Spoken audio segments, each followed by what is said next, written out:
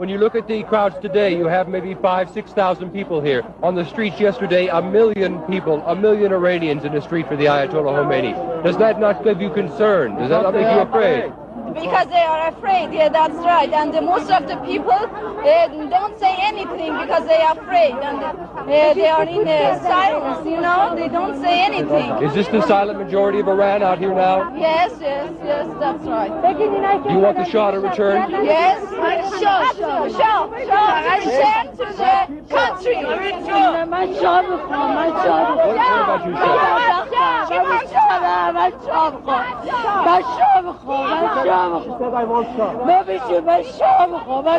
Why do you want the Shah? Why does she want the Shah?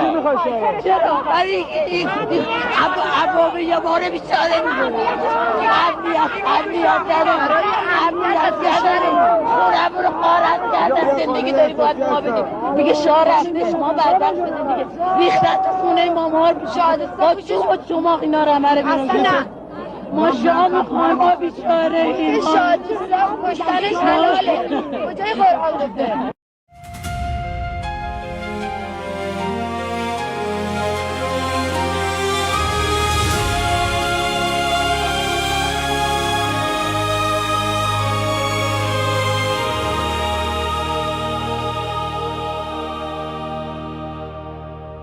47 years we've been bleeding in the dark, under the shadow of the Islamic regime, with a stone-cold heart.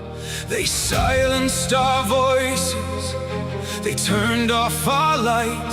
58 days without internet, but we still fought the night. Our children took the streets, they raised their empty hands, and the world looked away. Do you understand? Do you know Europe? Do you know what's been done? Do you know Europe? 42,000 souls are gone, killed in 2 days by a regime drenched in blood. Do you know Europe? Or have you just given up? Do you know Europe? Do you feel anything at all? Or did something break inside you while Iran answered the call?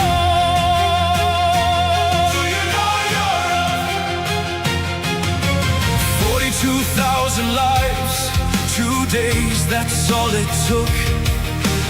Mothers and fathers and sons, did you even look? We stand with Crown Prince Reza Pahlavi, our hope and voice. Millions behind him marching, he is our only choice. He only fights for freedom, democracy and human rights. But you mock him in your chambers while he fights for our lives, to pull us out of this darkness, this century-long night, while you sign deals with our killers and call it diplomatic right. Do you know Europe? Do you know what's been done? Do you know Europe? They hang 60, 40 souls one by one, hanged within 4 months by a regime drenched in blood. Do you know Europe? Or have you just given up? Do you know Europe? Do you feel anything at all? Or did something break inside you while Iran answered the call? Do you know Europe?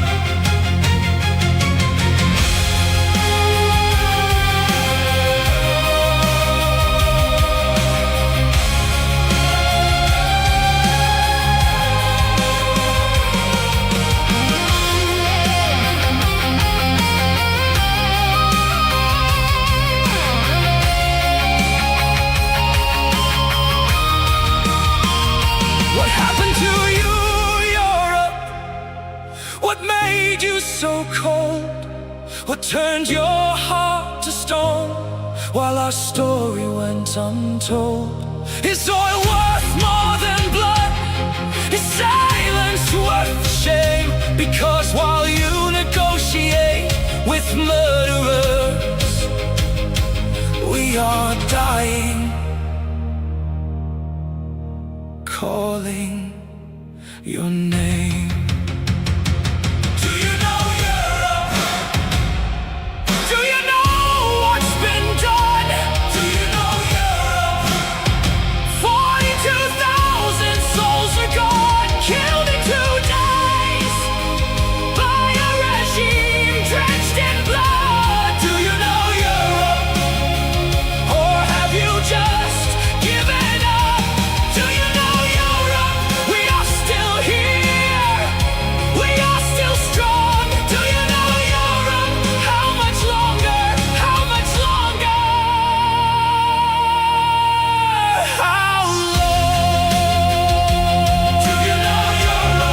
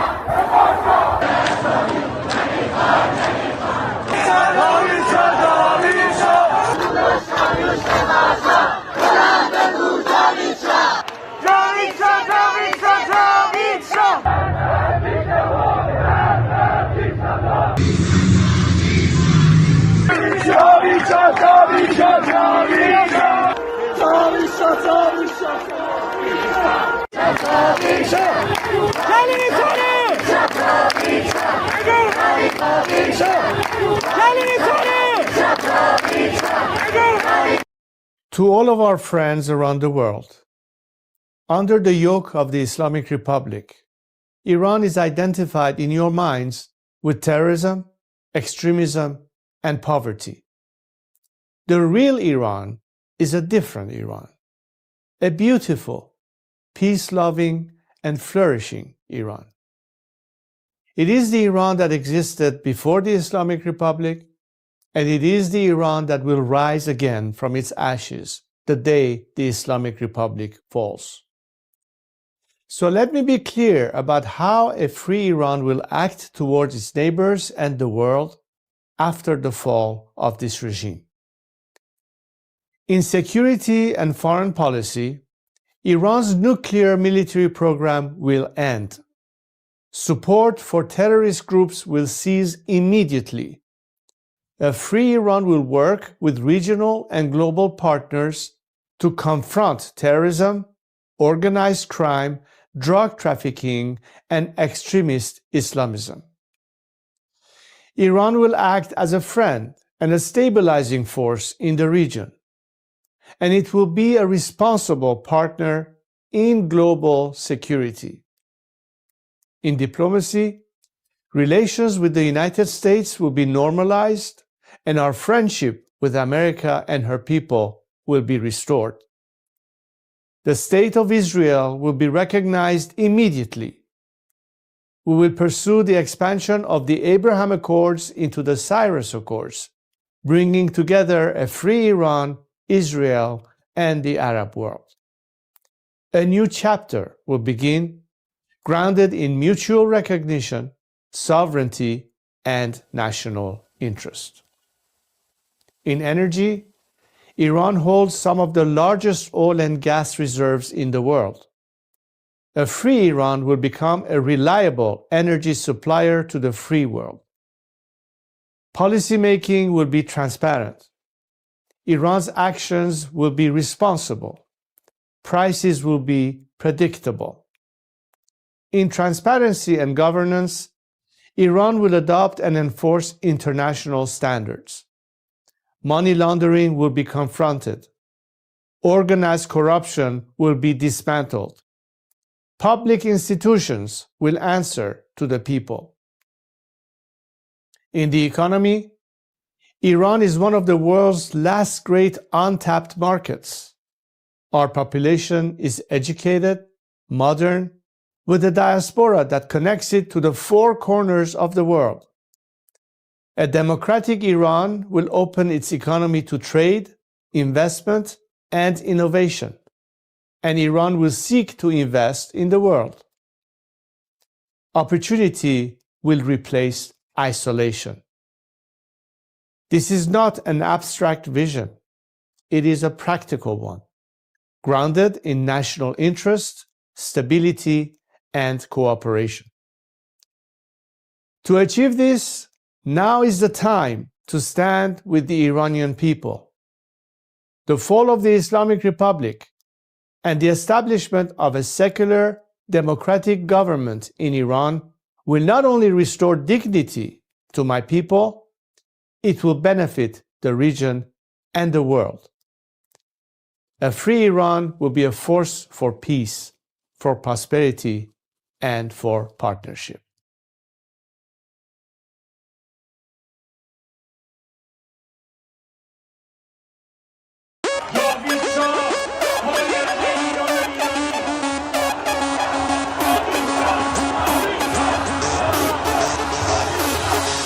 وقتی واسه غم نی گرچه قصه هامون کم نیست همه خسته این قبولم ما فرصتی واسه ماتم نیست روشن میشه فردا خورشید سرزمین ما سرم باز و سینه سپر بلند میگم جاوید شاه وقتی واسه غم نی گرچه قصه هامون کم نیست همه خسته این قبولم ما فرصتی واسه ماتم نیست روشن میشه فردا خورشید سرزمین ما سرم باز و سینه سپر بلند میگم جاوید شاه روبروم یه واژه یه هدف به نام انتقامه پشت سرم دعای مادر و تو دستم تفنگ بابامه رو زبونم اسم شاه بگینین عشق بی انتهاست هر جا اسم ایران اومد اونجا صدای بچه رضاست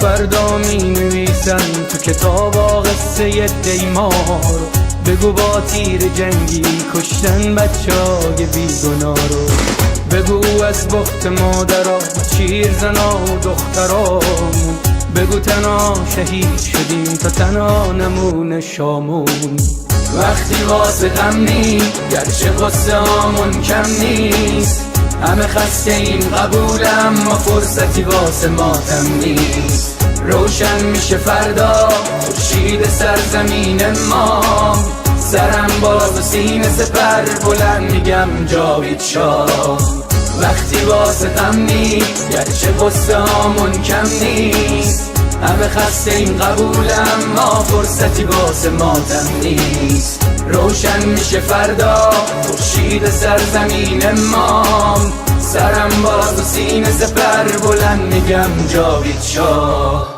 وقتی واسه غم نی گرچه قصه هامون کم نیست همه خسته ایم قبولم، ما فرصتی واسه ماتم نیست. روشن میشه فردا خورشید سرزمین ما، سرم بالاست و سینه سپر بلند میگم جاوید شاه. سلام من به تو یار قدیمی، منم همون هوادار قدیم. سید سلام چطوری مردک، کلی کتلت شدین دایی بدون مدرک. سلام بسیجی قهرمان رفتی پیش توسی با پنیر و یه نون سنگک. سلام به محفل قرآنیتون، سلام به مدیرای بحرانیتون، سلام به حاجی اکبر و طوله هاش و خارج و رفقای ارگانیتون، سلام به دزدای پول ملت که تش میفتین توی تور ملت. سلام به همه شما کرکسایی که دارین نونتون رو میزنین تو خون ملت، تا که تش زیر دست و پاک و تک بخورین حالا هی به یه بادکنک بدوین. سلام آخر تو زندان باشه وقتی قرار به این آب خنک بخورین. مرگ بر ملا متولی ننگ در دنیا، ننگ بر دوتا مجاهد چپی بعد از ملا. مرگ بر ملا متولی ننگ در دنیا، ننگ بر دوتا مجاهد چپی بعد از ملا. اینو بگذاریم به خاک میرسیم، تجزیه طلبی که به خاک بیرسیم. ایران مردمش وطن پرستن، از کرد تا بلوچ بری به فاک بیرسی. توف به هر کی مرسی است، توف به هر کی در پی تجزیه است، توف به لوی و همونی که شیفته ی گل ملیگرا تو وطن خدا نفسی هست. سر کردستان همه برپا شدن، بلوچستان فدای مهسا شدن. شمع واحد که شیر و خورشید ما بقی جعلیا تنها شدن. شادی باشه واسه همه در میهن، کور بشه چه شهرچی اهریمن. رخه رو بگید اون 6 کلاس سواد و خبرگان و مجد سری ترجیحن. شبهای عروس و دامادی باشه برن سلامتی نوش کنن و آبادی باشه. مقصد کجاست میدون شهیاده به سمت اتوبان آزادی باشه. سلام به نسل ندید پدیدا، نبودیم ندیدیم قدیمتی ما. شاه بود تو شادی کل میزدین، حالا شاه بر میگرده پیک میزنین. مرگ بر ملا متولی ننگ در دنیا، ننگ بر دوتا مجاهد چپی بعد از ملا. مرگ بر ملا متولی ننگ در دنیا، ننگ بر دوتا مجاهد چپی بعد از ملا. مرگ بر ملا متولی ننگ در دنیا، ننگ بر دوتا مجاهد چپی بعد از ملا.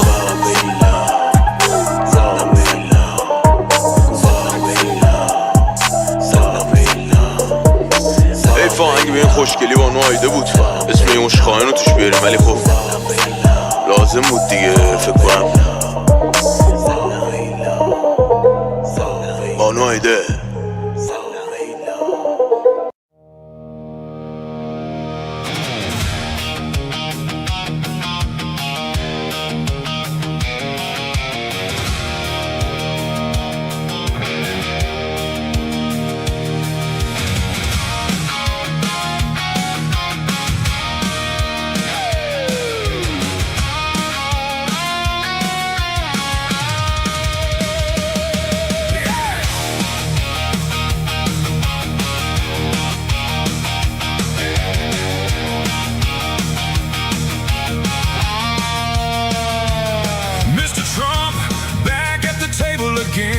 talking of peace, but you know how it ends. Smiles for the cameras, deals in the light, but truth disappears somewhere out of sight. Mullahs behind it, controlling the flow.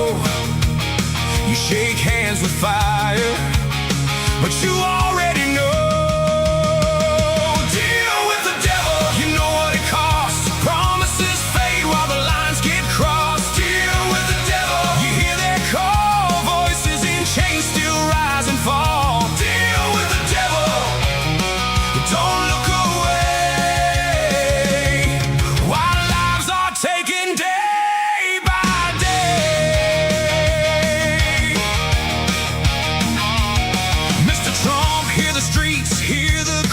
Iranians want freedom, they're reaching high. From cells to the shadows, their voices still grow, dreaming of a future they don't even know. Deals at the top while the pressure runs low, and down below the fear continues to grow. Deal with the devil, you know what it costs. Promises fade while the lines get crossed. Deal with the devil, you hear their call, voices in chains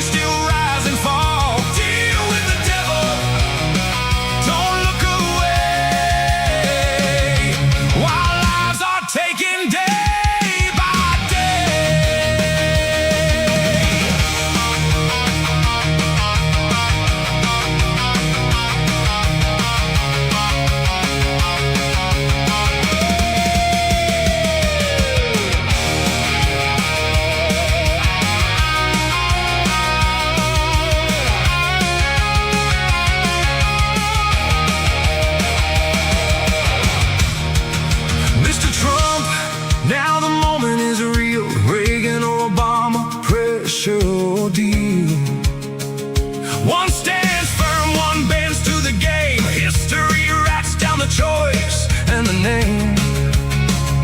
Stand with strength, don't let it all go. You don't free millions by moving too slow. Mr. Trump, if you give them that deal, they keep the power, they tighten the seal. More voices silenced, more lives erased, while freedom is pushed further away. Be the Reagan they need, take a stand, don't trade their future for a sake of a hand. Deal with the devil, you know what it costs. Too many lives already lost. Deal with the devil, you hear their call. Iranians fighting, they won't let it fall. Deal with the devil, don't look away, while lives are taken day by day. Mr. Trump, be like Reagan, no deals with the devil.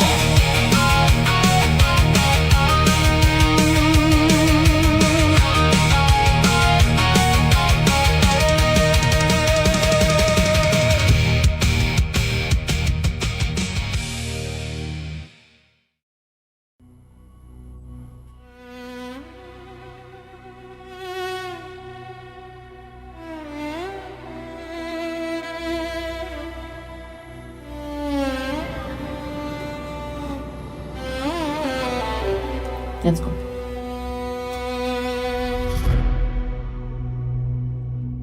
میخوام بگم از دلم، از عشق به این میهنم، به امید روز شکست دشمن شاه برمیگرده به وطن.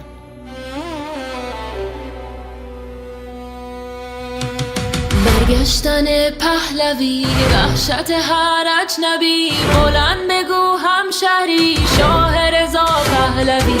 نظام رسیده پرتگاه، بلند بگو جاوید شاه. برگشت شاه به میهن، دوای درد وطن.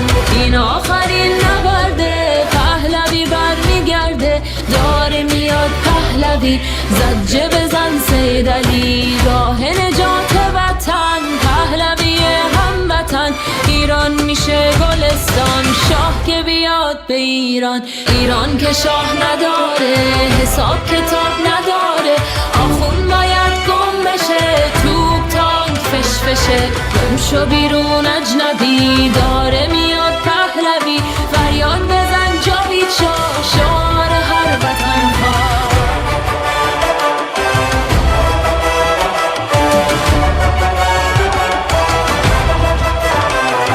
ما شاه میخوایم نه ملا، بذار بشنوه دنیا.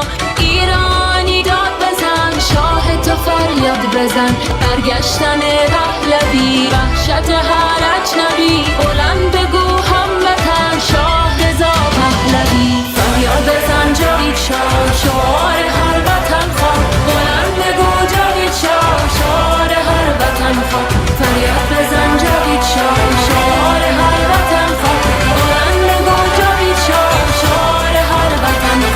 فریاد بزن جاوید شاه، شعار هر وطن خواه. بلند بگو جاوید شاه، شعار هر وطن خواه.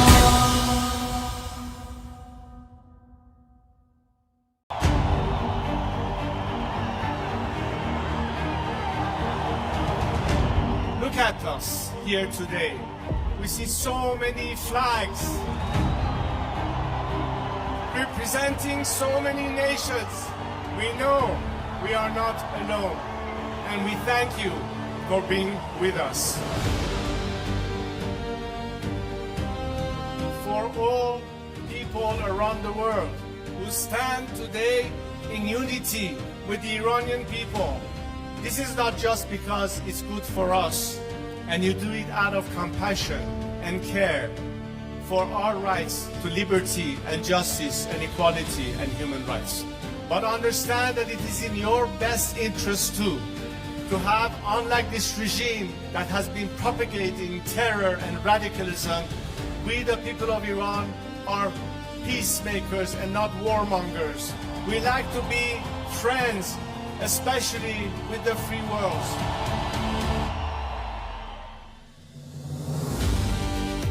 We'd like to be able to have the best neighborly relationship with the people of our area in the region, with the Arab countries, with Israel, and all our other neighbors. We are fighting for justice, we're fighting for human rights, we are fighting for liberty, we're fighting to put an end to all sorts of discrimination. Because as an Iranian, I stand here to tell you that I've dedicated 47 years of my life because I think that my country deserves far better than what we have right now.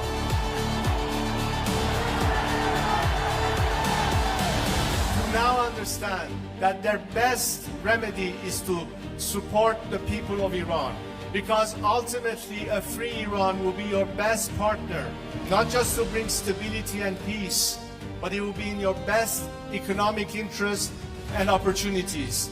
Together we can prosper again, and the world will be so different once the Iranian people are free. I am here to guarantee a transition to secular democratic future.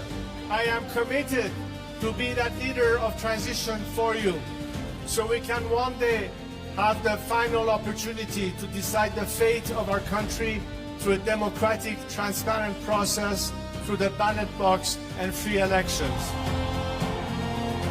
And let's make sure that this time, especially the free nations of this world and their governments, stand on the right side of history.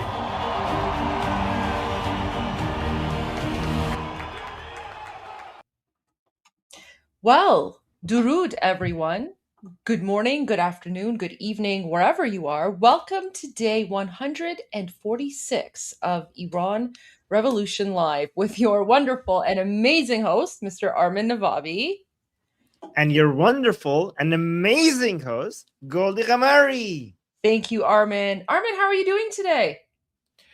Good, good. Just wondering if these new reports regarding the regime wanting to do a surprise attack before the Americans is based on good evidence or not. So I don't know about that. We could talk about it. How are you doing?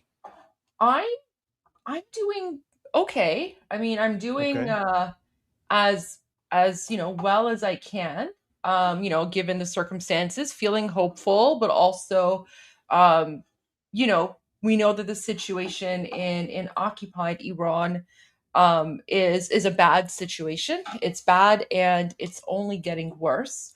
There's something that President Trump posted yesterday on his Truth Social, and it's very really? I interesting. missed that. Yeah. So you know how I've always said that when politicians post links to articles online with no context or commentary, usually they're doing it because they want to share that information with people. Yes, you have been saying that. Yeah. Yes. So look at this. President Trump yesterday posted a link to a New York Post opinion piece that's You want to bring it up? titled, oh, sorry, I thought I was sharing my screen. My apologies. There we go. Yeah, no worries. So yesterday, President Trump posted a link to a New York Post article. It's an opinion article, and it's called, "Here's How to Crush Tehran in 3 Moves." Ooh. So let me just read this for you. So here's how to crush Tehran in 3 moves. Let me get rid of the... Holy mother of ads. I know. Oh my gosh. It's like full of ads. All right. So a small group of the Islamist regime loyalists now ruling Iran by committee may be able to fool the world with AI-generated propaganda videos, paper statements attributed to an invisible Ayatollah, and ChatGPT scripted posts on X. But they can't escape the reality of an American naval blockade pushing their economy off the cliff. President Trump has the upper hand. His best path forward is to pursue 3 lines of effort in parallel: sustain the blockade and accompanying economic warfare to destabilize the regime's hold on the state, remake the world in America's energy dominance image to mitigate long-term price impacts while undermining China's global ambition to defeat the United States, and order the US military to forge a path through the Strait of Hormuz to restore freedom of navigation on our terms, not Tehran's.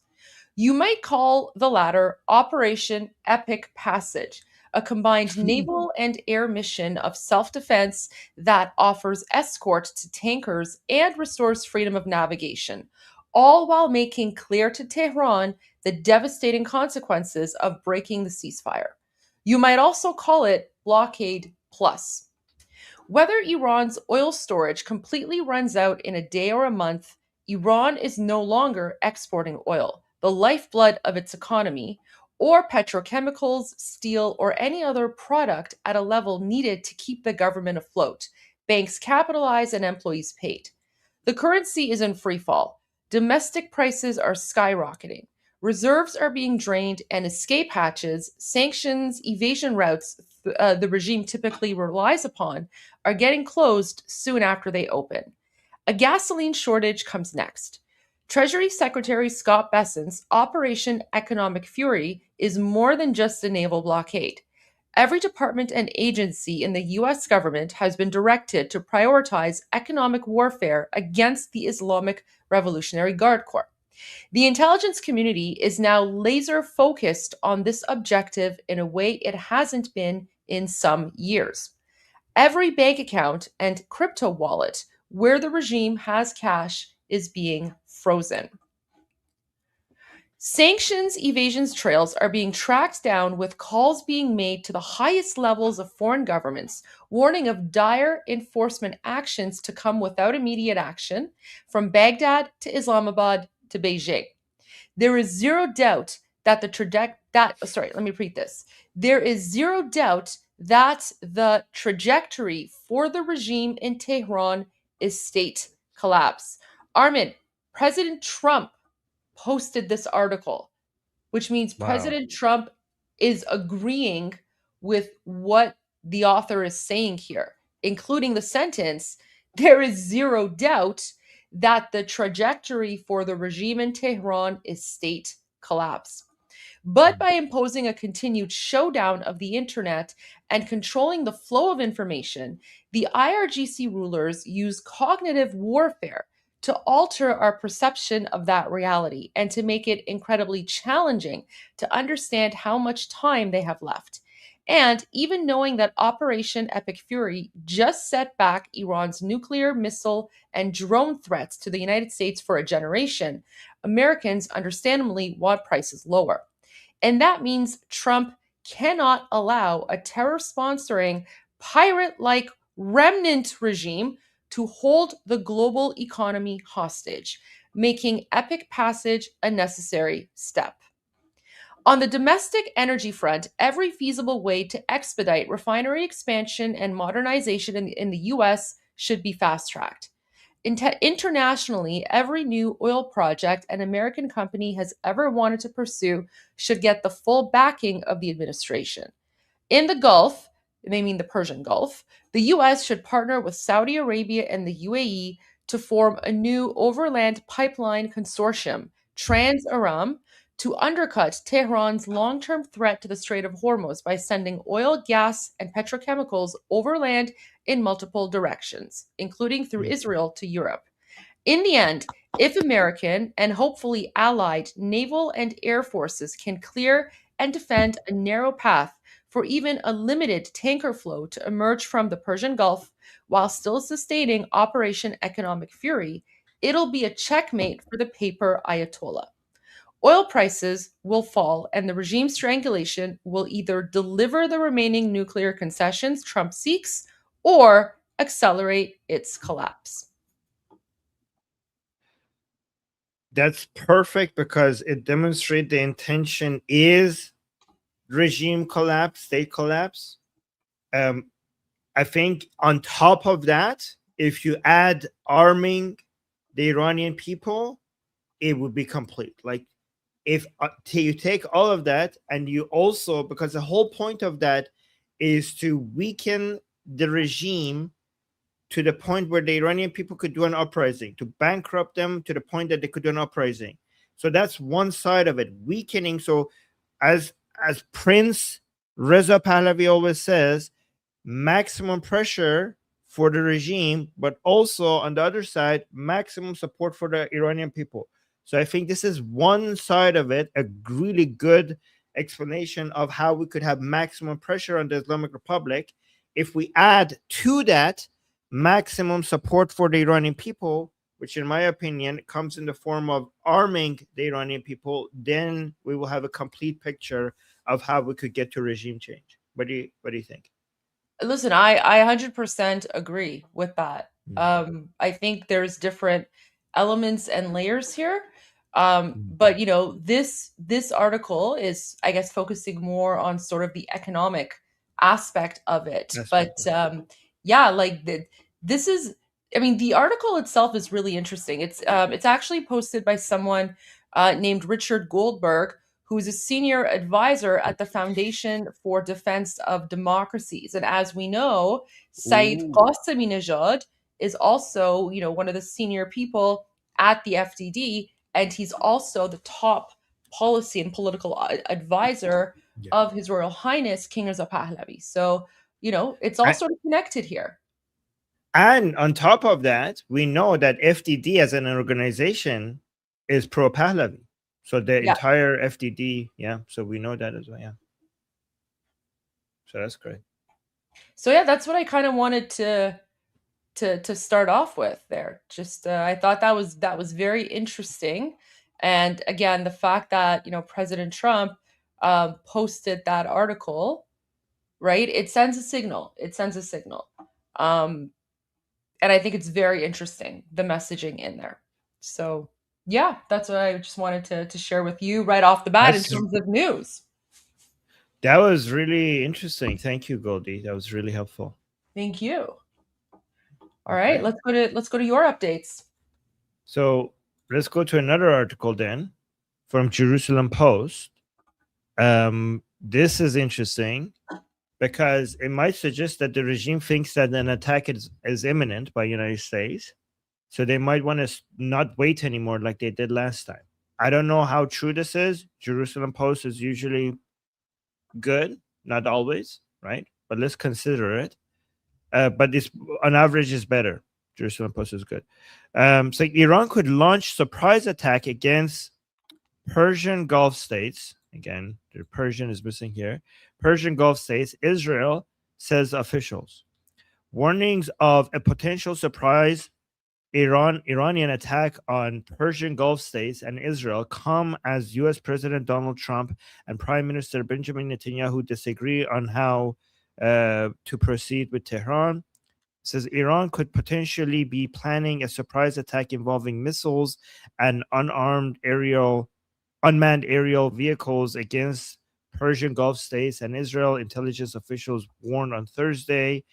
The possibility of a preemptive Iranian attack was raised following a situational assessment with top military leaders and Defense Minister Israel Katz. So, guys, this is interesting because even if the Americans plan on, you know, maybe delaying the attack and continuing the ceasefire for a while, the regime might actually force their hand if the intelligence gets. If we get more and more intelligence, if the American gets intelligence that the regime is going to do the preemptive attack, the Americans obviously prefer them doing it before the regime, unless they will allow the regime to do a preemptive strikes, just so that at home they have more political buy-in, at least like to the American voter. Maybe if the Americans just wait for the regime to attack first, it would be more sellable to an American audience for why they had to go back to war. So maybe actually the Americans are going to allow the regime to do this preemptive attack so that you pay less of a political cost for it. And then if they do that also, in Congress and Senate, then there wouldn't be any way to stop President Trump, because if they attack, then President Trump has the responsibility to respond to that, right? You don't need any Congress approval or anything like that for you to respond to an attack on America, right? So it continues by saying the warnings. So somebody's asking, why would they allow it? I just say if they allow the regime to attack first, then internally, in the internal politics within the United States, you basically tie the hands of the Democrats to politically try to stop President Trump, right? So it continues saying the warnings come as the U.S. and Iran continue ceasefire negotiations with U.S. President Donald Trump and Prime Minister Benjamin Netanyahu. Reportedly, again, this report is by Axios, so I don't buy it. Like, we don't have to take that seriously. A lot of people are quoting Axios for the disagreeing about how to move forward with Iran. Again, guys, remember that's exactly what we heard before Operation Epic Fury, right? And then later it came out that that was not the case. So security officials noted that Tehran might attempt to act before the US and Israel decide that the diplomatic path is no longer viable, and launch a surprise attack similar to one that the start of Operation Epic Fury and similar to that at the start of Operation Epic Fury and Operation Roaring Lion. The Air Force and IDF's operations directorate, under the direction of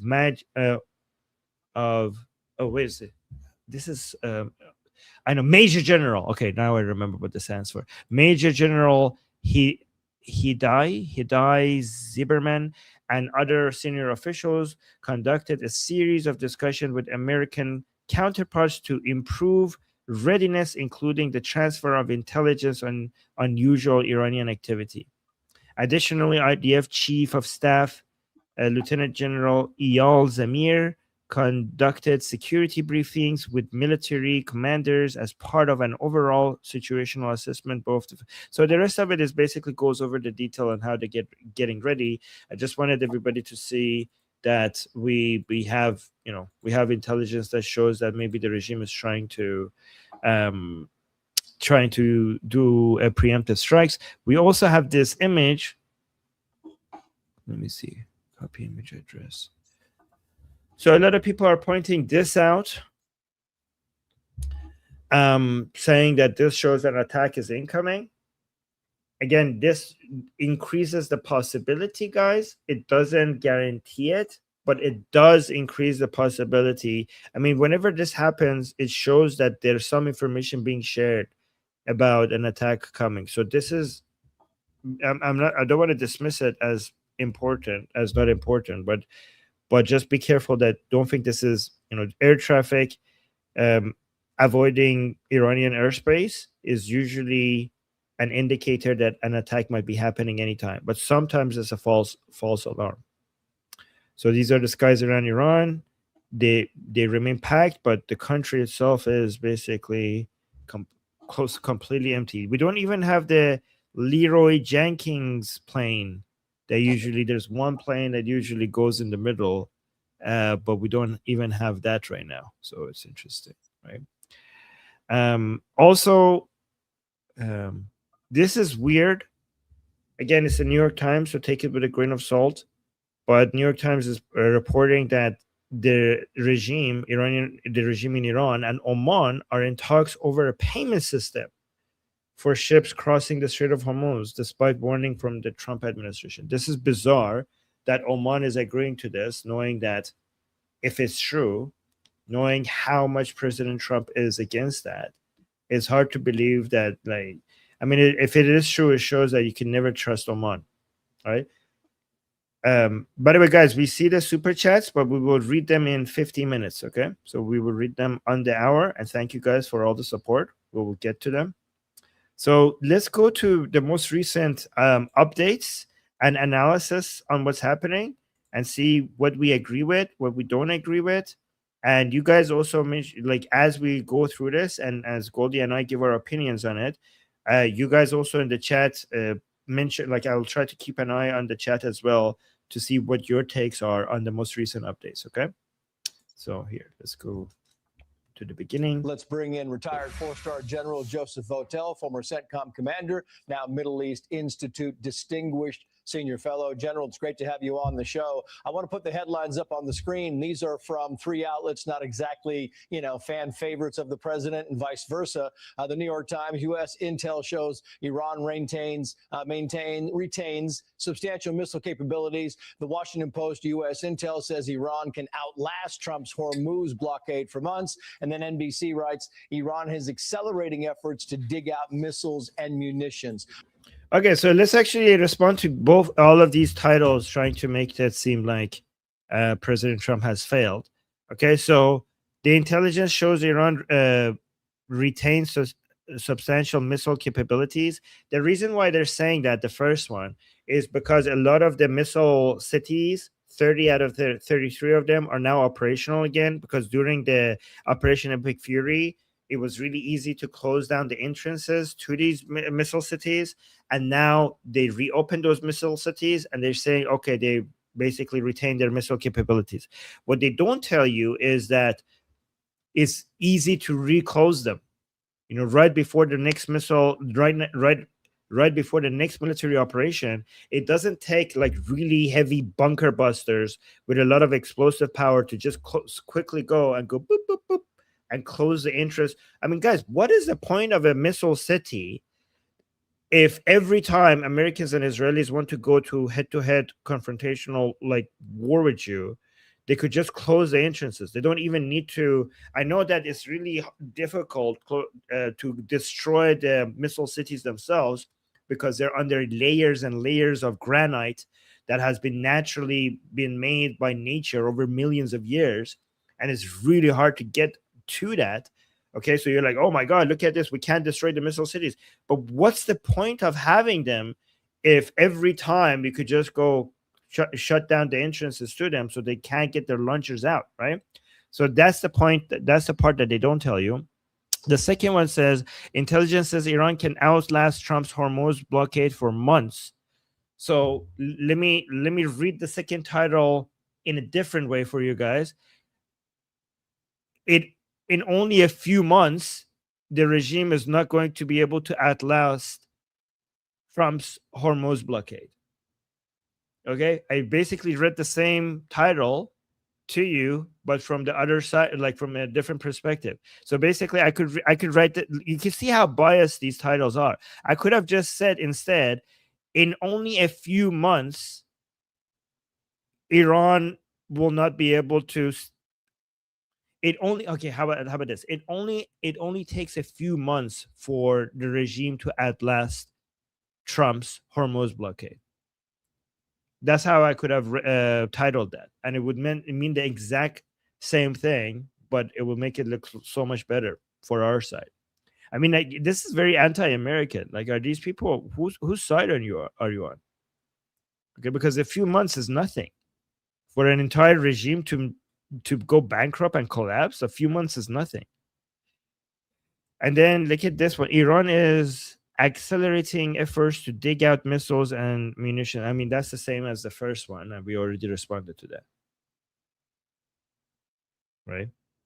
Are you concerned about the possible modicum of truth in there about them with the drones and the ballistic missiles kind of resurgence? Thanks, Trace. It's good to be with you. Yeah, I think I am concerned. I think everybody should be concerned about Iran and what their intentions are with this. And well, I think it's very clear that that United States Central Command did a. I mean, when shouldn't you be concerned about the terroristic death cult regime that is trying to take over the world? Significant damage to Iran's military capabilities. There are likely some residual capabilities that weren't struck, that were stockpiled in other places, and those are being used now, I think, to reconstitute some of their capability. I wonder if you think that maybe the next step should be kind of going back with some kinetic activity going, or should it just kind of we prolong this diplomacy stage? Thanks. Well, I think the way I kind of look at this, I think what we have to be able to do is we have to be able to pull all of our levers of national power, and that includes using military power and then using our diplomatic power and economic power. I think it's all got to be skillfully used together so that we can create the greatest impact. And of course, as we're seeing these delays in trying to move towards negotiations or at least get to a platform where we're going to have some meaningful discussions, I think can be very, very frustrating. So those may be opportunities where we can apply some military pressure to kind of urge the process along again. So okay, so this guy is pro more military pressure, so that's good. No, that's I thought he's going to go the other way, but no. I guess I view this as Oh my God! Look at the S&P guys at the bottom right. What the hell? That's like this is like record highs now. Wow. Yeah, I think President Trump posted about it on Truth Social and said it's like a record breaker, or like a deal, or like it's like a market record. Wow. Like the oil prices have like the market's like oil prices are high. The market's like, I don't care. We're doing fine. We're good. Wow. Yes, S&P. As levers, they're fully within our capabilities, and they can help us move us towards our objectives. Yeah. Oh, let's actually here. Look at this. Wow, beautiful. Oh my God. Like, yeah, oil prices. What oil prices? It's record highs. It is record highs. Amazing. Nice. I don't know why the media doesn't cover the fact that the market is doing so good under President Trump. You talk about the process and who is helping and not helping in the process. Today, before he left for Sweden, Secretary of State Marco Rubio was talking about NATO and the lack of help from NATO. He said this.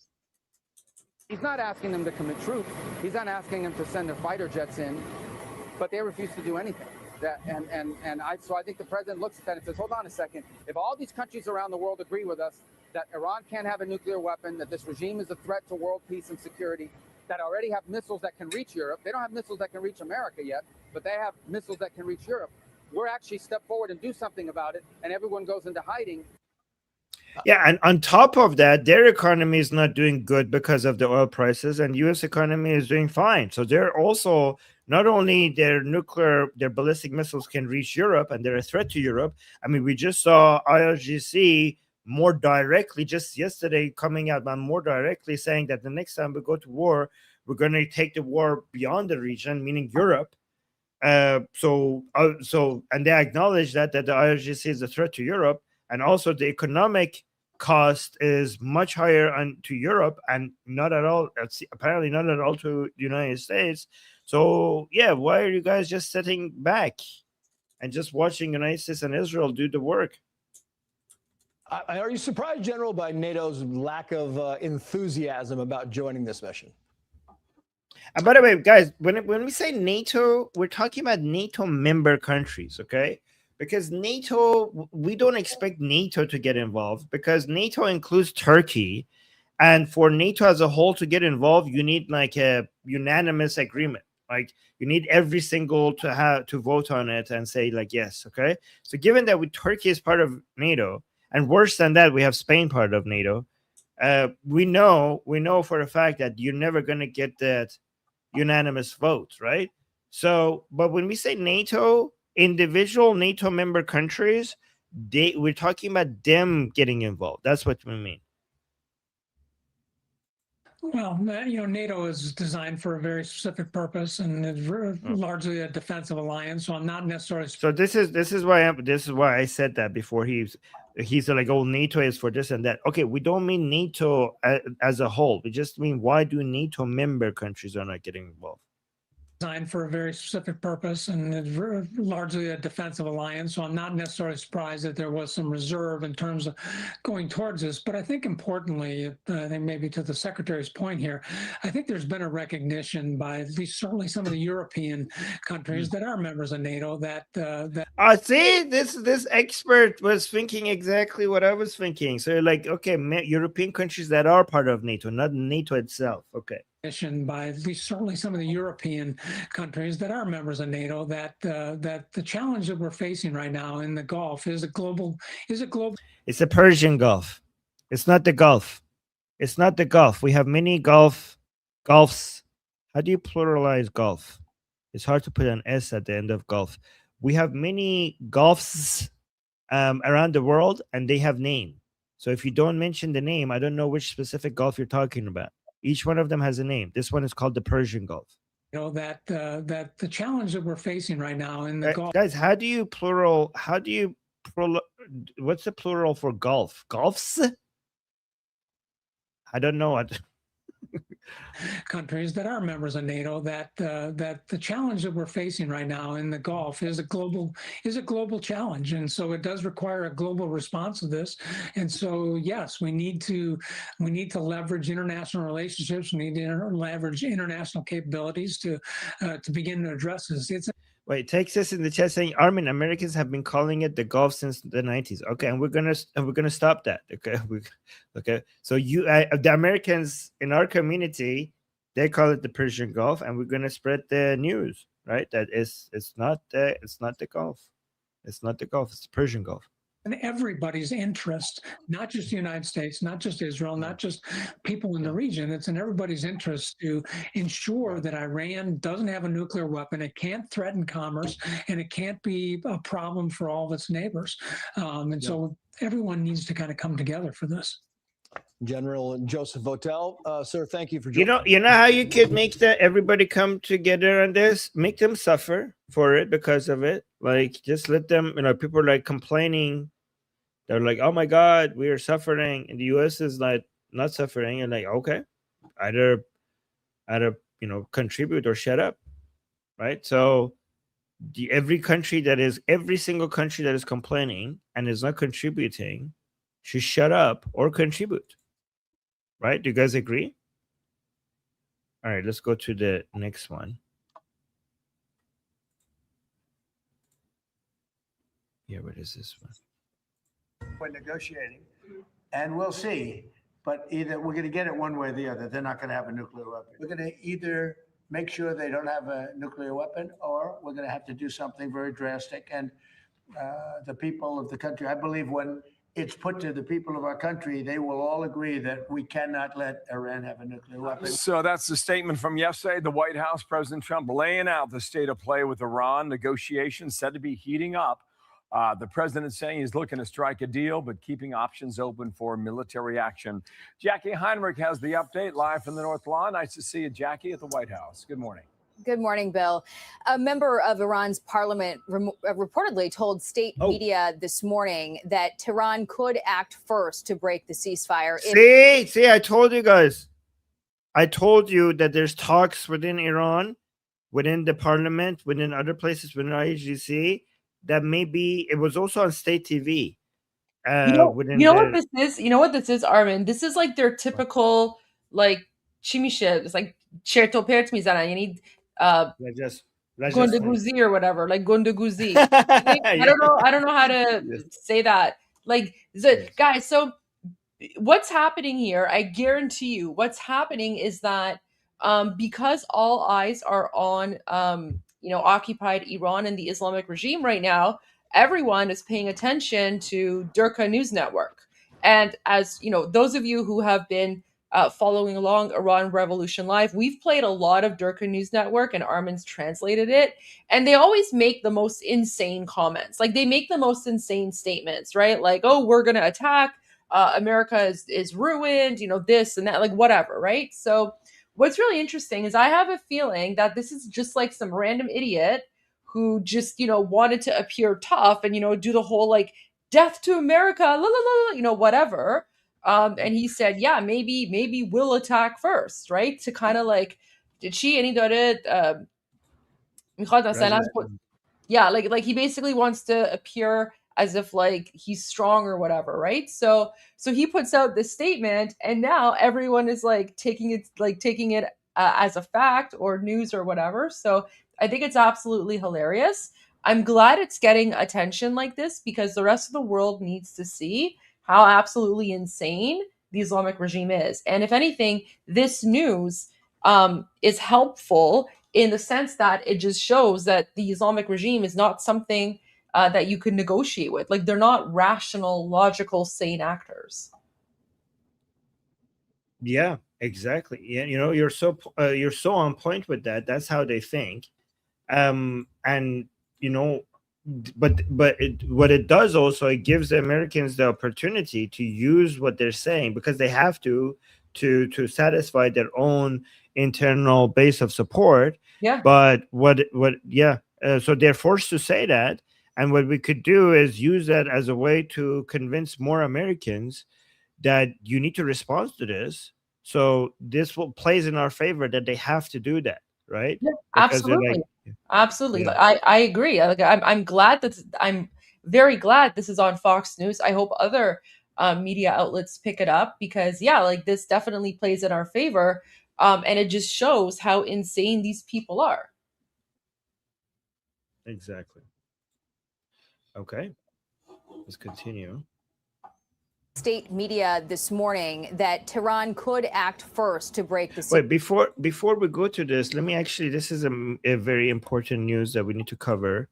So Pakistan's army chief arrives in Tehran. So that's a very important update. Pakistan's army chief, Field Marshal Asim Munir, so has arrived in Tehran, where he was welcomed by Iran's Interior Minister Momini upon arrival. Iskandari Momini. So this is big. This is one big news. Another one that goes along. So we had the member of parliament saying this. We had IRGC threatening that we already talked about. But we also have this guy. Okay. This cleric also saying, this is like, what moment? Yeah. Look at this. Oh my God, guys, I'm not used to seeing mullahs with army uniform, and I don't know what he's holding. Is that a manpad? So let's actually see what he's saying. Yeah. So cleric threatens attack on Tel Aviv and Persian Gulf capitals. Ahvaz Friday prayer leader. So guys, remember Ahvaz the Friday prayer leaders are representatives of the Beit Rahbari, which is the office of the supreme leadership, right? So they basically, it's a way for the supreme leader, the office of the supreme leader, to have local representations. So that's what every Friday prayer leader imam is, right? So Ahvaz, Friday prayer leader, says Iran would flatten Tel Aviv and regional capitals, including Riyadh. Wait, Goldie, they would flatten Tel Aviv? I thought they already flattened Tel Aviv. How could you flatten something that has already been flattened? Didn't you say in your propaganda? Yeah. It's the same logic they use with the USS Abraham Lincoln, how they claimed that they've sunk the Abraham Lincoln like 19, 20 times, and it keeps on like spawning. So it's like that. Yeah, this actually makes both Tel Aviv and the USS Abraham Lincoln very impressive. You're telling me that USS Abraham Lincoln is a ship that can, once it's sunk, it could resurface and be functional again, and you have to sink it again?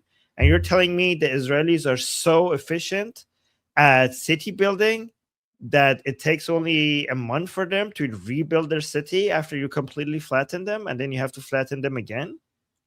Yeah, you're making the Americans and Israeli look more impressive than they actually than they even are. Okay.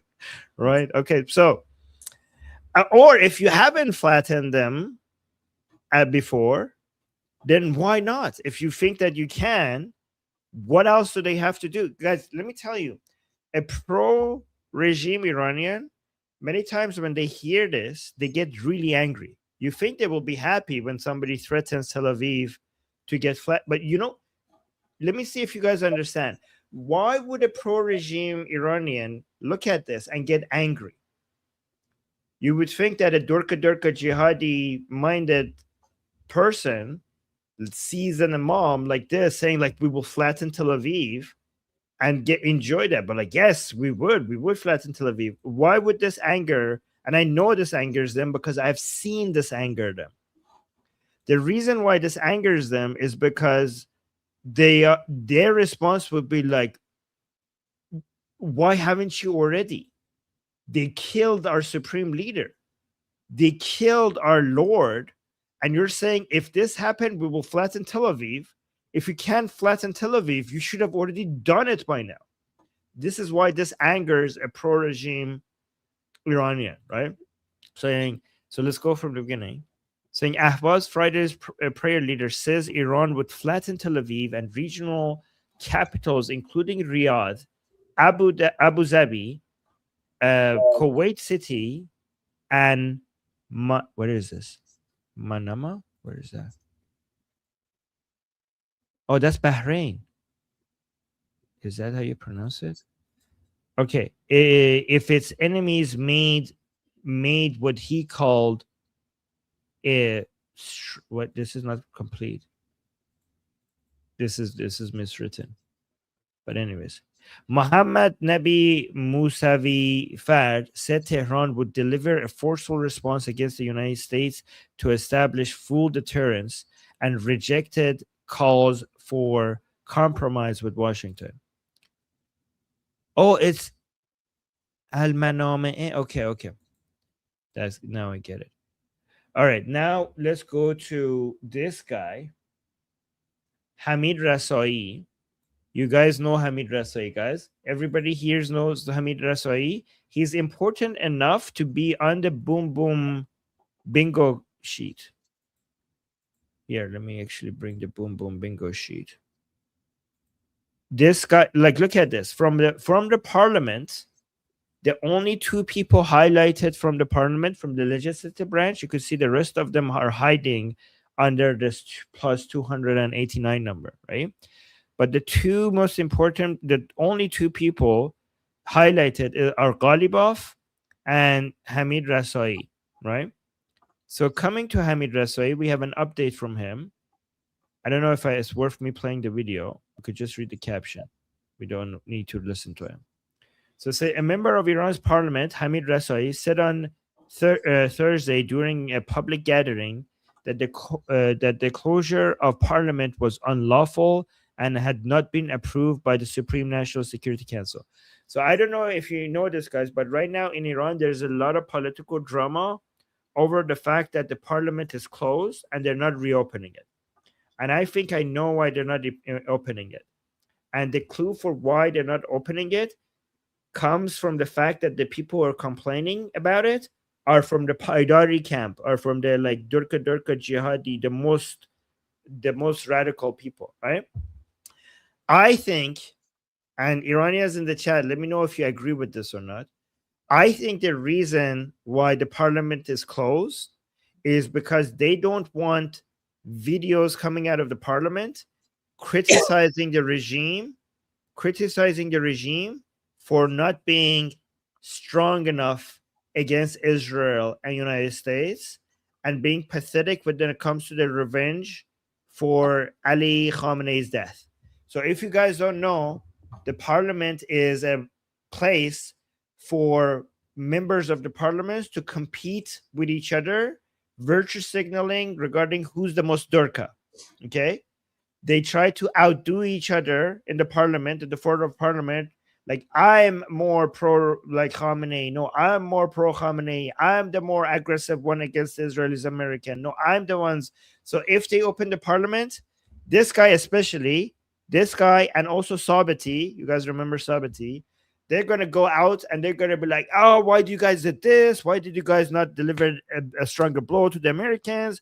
Why are you weak over here, weak over there? These are the demands of the people. And by the people, they mean the pro-regime people. And the IRG says, like, screw that. These people, these Paidari camp people are going to try to use the voices of the pro-regime Iranian people to come to parliament and then basically act more virtuous than the IRGC, more virtuous than everybody else, all the other officials, and basically gain the support. Is a place, the parliament, the videos that come out of the parliament is a marketing tactic by politicians to gain the favor of pro-regime Iranians. And right now, the IRGC doesn't want the pro-regime Iranians to limit their flexibility even beyond to where it is right now. And that's why I think that that's the reason why the parliament is not open. And this guy is hating it, He's saying it's illegal. Why the parliament is not open? By the way, this is a complaint. You know what's really messed up about this? Like, these Yeah. people already know that the Islamic regime is a totalitarian dictatorship and the parliament is fake, right? Like, it's basically this fake institution that doesn't actually do anything, because ultimately it's a totalitarian regime. So, like, Right. these people, they're not even important enough to make it onto the Durka Boom Boom Bingo sheet, right? Like, they're not even important enough to have their faces and names there. And now he's complaining about the parliament not being open as if the country is like some sort of democracy, right? Like, he knows full well it's a dictatorship. But, you know, I have a feeling, Armin, that these are now like the, you know, maybe the 6th or 7th level leadership people, like all the garbage unknowns, who are maybe now starting to maybe like vie for power or something like that. Yeah. Because like, that's basically what they're doing. And I mean, again, the country is a dictatorship, so the parliament is completely ineffective anyway. It's just for show. Yes, exactly, it's for show. But the parliament is not a place where you actually direct policy, because that has been chosen by the higher ups. It's only a place where you could try to use the fact that pro-regime people want certain thing to come and just be outraged. So it's not a serious place for passing laws or anything like that, because like Goldie mentioned, policies are being chosen in the Beit Rahbari, by IRGC, by the by the Supreme National Security Council. Those are the places where the actual policies are decided. The place where you have fake election and you choose members of parliament, these people don't choose policies. The only thing they can do is, because the regime has given them a platform to come and speak, to pretend that they're a democracy, they are basically taking advantage of that opportunity to use that platform to virtue signal to pro-regime people to look at me, I'm fighting for you, right? And gain the soft power. So in the four, like if you remember, we divided the Islamic Republic into 4 segments. You know, Beit Rahbari, the Office of Supreme Leadership, being one of them, the IRGC being another one of them, and the negotiating facing faction being another one, with Ghalibaf being in there, Ghalibaf and Pezeshkian being in there. The 4th one is the ideological pressure camp, or the Paidari camp, or the people who these are the people who don't have economic power and they don't have military power, and the only way for them to become more influential is to weaponize the pro-regime Iranians and their radical demands. And that's the soft power that they have, which is much less than the economic power and the people power that the Beit Rahbari has, and the military power and the economic power that the IRGC has. And yes, they are very irrelevant compared to the main powers. The number 1 main power is the IRGC. The second main power is the Beit Rahbari, or the Office of the Supreme Leadership. So let's go back to this report now. School of Durka and Durkery. Yes. All right, let's watch this. Ceasefire if it believed the U.S. was preparing to attack. President Trump is not giving away any clues about his next I'll be back in 30 seconds while we watch this. move, after saying earlier this week he was willing to wait a couple of days for Iran's response, and also that he was right on the borderline of potentially resuming military action. Despite some signs of progress, there are significant disagreements over the Strait of Hormuz and Iran's uranium stockpile. Well, we want it open. We want it free. We don't want tolls. It's international. It's an international waterway. And they keep their highly enriched uranium. No, we get the highly enriched. We will get it. We don't need it. We don't want it. We'll probably destroy it after we get it, but we're not going to let them have it. Pakistani mediators spent the week efforting another diplomatic push that so far has not produced any results. Secretary of State Marco Rubio said any tolling system in the strait would be a death knell for a diplomatic solution and indicated the president has several military options at his disposal. Tensions now at a head 6 weeks into the ceasefire. And yeah, and we want them used. We want those military options to be used. Thank you very much. Disrupting the president's invitation to attend his son Don Jr.'s wedding this weekend in the Bahamas. He'd like me to go, but it's going to be just a small little private affair, and I'm going to try and make it. I'm in the midst.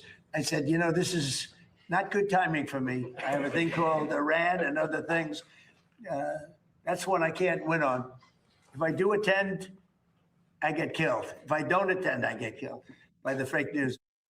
The IRGC has reportedly also warned renewed attacks would trigger retaliation beyond its region. Bill. All right, Jackie. Thanks, Jackie. Heinrich, North Lawn there. Dana's got one out. So Dan Hoffman is a former CIA station chief and a Fox News contributor. Wait, before we go to this, we'll see into Iran, because there was actually, this is important. Glad I saw this on my list here.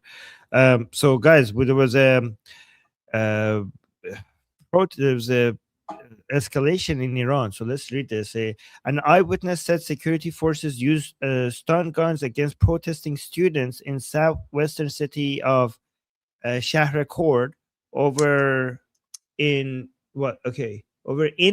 exams, according to a video sent to Iran International. The witness said agents attacked a teenage protester. So let me tell you guys what happened.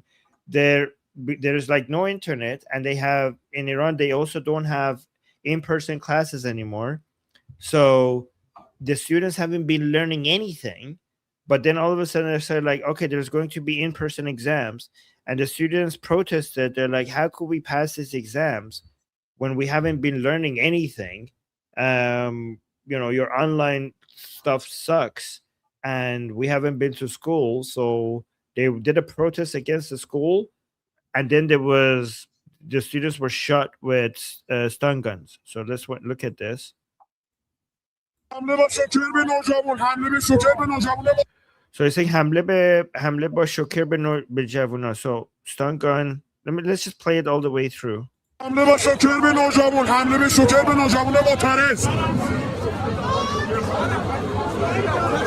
کوش. حمله به شوکر به نوجوان معترض.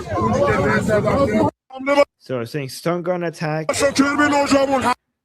This just happened, by the way, guys. This was from last night. Stun gun attack on teenage protesters. On teenage protesters. They say they killed them. Stun attack on teenage protesters. So I don't know if when he says because sometimes when we say koshed, it's basically, I don't know if he means it literally or figuratively. Yeah, figuratively. Yeah, because in Persian sometimes we say it figuratively, so I don't know which one is this here. Yeah. Okay, and guys, in 9 minutes, we got a lot of super chats, so we're going to read them in 9 minutes. Let me just see. This guy has good analysis. For 9 minutes, we'll get to the super chats. Jillian Turner said she's going to try to ask Marco Rubio about apparently the Iranians say, okay, now negotiations are going to heat up. And I feel like if we look back to every Friday for the last several weeks, that's what we report. Yes. Yeah, I think the Iranians certainly have used this ceasefire, which has gone on for weeks now, to rearm and to reconstitute. And meanwhile, they've shut down the Strait of Hormuz, disrupting the global economy. That also gives them more leverage. Had we opened the Strait of Hormuz and then begun negotiating, we would have been the ones with greater leverage. We don't just want the strait opened, as Secretary Rubio has emphasized. We want to deal with Iran's nuclear program, as well as that highly enriched uranium we want out of Iran. One of the things that Marco Rubio just said, and we're going to go to him if he starts speaking live as well, is that the Strait of Hormuz must be open. It should not be allowed to become like a toll situation. He said if that becomes allowed there, you'll have at least 5 other places where that could happen around the world. And I haven't really heard them talk about that enough yet. I thought that was very smart and very important for us to think about. Let me get your thoughts on it. Also, if the also, if the Islamic Republic manages to put a toll on the Strait of Hormuz, and then there's nothing done about it, then I mean, President Trump is not going to allow that to happen, because if he does allow that to happen, everybody would see that as an obvious loss of United States and a win for the regime. So there will be nothing more obvious as a sign that the regime has won and the Americans have lost. So that's why I don't think that President Trump will at all tolerate that. So I don't think they're going to allow that to happen.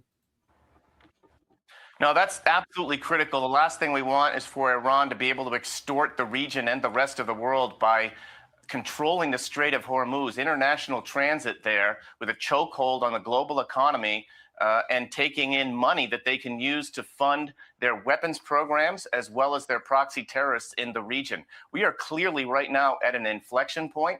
We may proceed with negotiations, but Iran has not negotiated in good faith to this point. Remember, that's why we deployed our military assets to the region in February, and it's why we launched those kinetic strikes on Iran starting on February 28th. There was confusion or controversy yesterday. It's unclear because the Iranians obviously don't have a clear chain of command that is communicating. But the Institute for the Study of War said this about the uranium issue, that Iranian officials appear divided over potential nuclear concessions, especially whether Iran should send its highly enriched uranium stockpile abroad. I mean, the division is, guys, we have been, Goldie and I have been talking about that this would happen before it happened, right? And this is killing them from the inside. This is killing them. This is one element from the ceasefire that has been damaging to the regime internally. And you can see why this divides them, because the ones who want to give the enriched uranium up think that they cannot continue tolerating the blockade and the upcoming military operations. But the ones who don't want to give it up, because if they do give it up, it would be undeniable to pro-regime people that the Islamic Republic has lost, and the Islamic Republic will not be able to tolerate that. Like, this is exactly what being stuck between a rock and a hard place looks like, right? If you give up the enriched uranium, then the pro-regime Iranians there will be no more denying it that we lost, that the regime has lost, and the regime would not be able to survive, losing its supporters. And if they do give it up, that will happen. If they don't give it up, they wouldn't be able to continue surviving the blockade. So it's damn if you do, damn if you don't kind of situation. Do you think it actually sits in the negotiations? I think it's pretty murky and opaque publicly, but this is where the intelligence community is so important. And I can tell you from my experience that I expect President Trump and Secretary Rubio and the rest of the president's national security team to be relying on Director CIA Ratcliffe for those CIA sources inside Iran who can tell us what exactly Iran's plans and intentions are regarding the highly enriched uranium, and then how things are playing out inside Iran. We believe the IRGC is pretty firmly in control with General Vahidi in charge, but there may be fissures within the security apparatus in Iran. Again, guys, on Iran Revolution Live, we knew Vahidi would be in charge before people figured out that he's in charge. Before they even knew his name. Before, exactly. Exactly. This is why you come here, guys. And that's all for the CIA to hash out and deliver the analysis to the president so he can make the best decisions. Let me also get your quick thoughts on this, because yesterday, U.S. Treasury Secretary Scott Bessent said that there are Hezbollah officials who will be sanctioned in addition as well. He said that Hezbollah is a terrorist organization and must be fully disarmed. Treasury will continue to take action against officials who have infiltrated the Lebanese government and are enabling Hezbollah to wage a senseless campaign of violence against the Lebanese people and obstruct lasting peace. From your intelligence point of view, what do you think he's learned there? Yeah, clearly we've learned something about which Lebanese officials are supporting Hezbollah. There were a couple of them, one in the Lebanese armed forces, the other an intelligence officer who were sanctioned. This is a good, solid policy where we're taking the fight to Iran's proxy terrorist Hezbollah. Remember, Israel took the fight to them literally with that pager operation. We're also dealing with them diplomatically. We've got a ceasefire in place between Israel and Lebanon. We're trying to build out the capacity of Lebanon. All right, let's go because we want to focus on Iran. I just want to show one more thing before we go to the super chats. I think this is important because, guys, we need to make sure because Goldie always, Goldie and I always want to make sure that we're not just talking about what Americans and Israelis are doing. We should always keep an eye on the Iranian people's situation. So look at this. Long lines of gasoline formed near village of Salah in Qesh. Oh, this is Qesh Island. Qesh Island, guys, is the biggest island in the Persian Gulf, as you guys know. And in the port city of Kong in Iran's Hormuzgan province, according to videos sent to Iran International. So the reason why this is important, guys, is I'll show the video to you, but here's what you have to understand. Even though the uprisings are not about reforming the economic situation in Iran, they're about toppling the regime. That is true. However, most of the uprisings, usually the spark of it is because of economic distress. And that's why a lot of the uprisings have been over currency prices, have been sparked by currency, the drop in currency value, like in real's value. The Mahsa uprising was over Mahsa being killed by the regime, but many of them have been over fuel prices. And now we're seeing the fuel prices are getting to levels way higher than what the Iranian people did an uprising for before. And that's why everybody expects the current economic condition to spark the next uprising. So let's look at these long fuel queues seen in southern Iran. Look at this.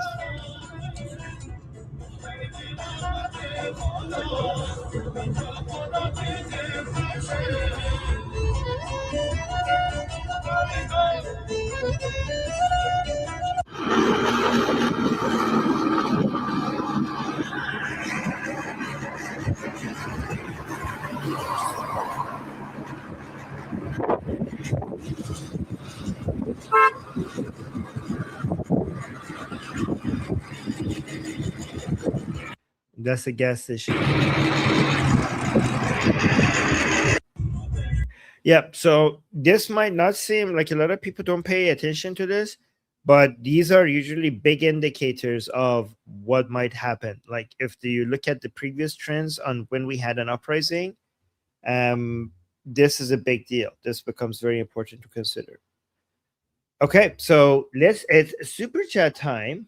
Before we go, Armin, I just want to share a Yes. couple of quick updates from King Reza Pahlavi. Okay. So he is having a very busy day today. He's been in Washington, D.C., meeting with American lawmakers. So Rep. Derek Van Orden, Navy SEAL veteran, and so he's a Navy SEAL veteran serving WIO3. He met with the Crown Prince today, and he writes, I met with Crown Prince Reza Pahlavi and leaders in the Iranian opposition movement to discuss the Iranian people's fight for freedom. They are helping end the war with the radical Muslim mullahs waged against America and free the world 47 years ago.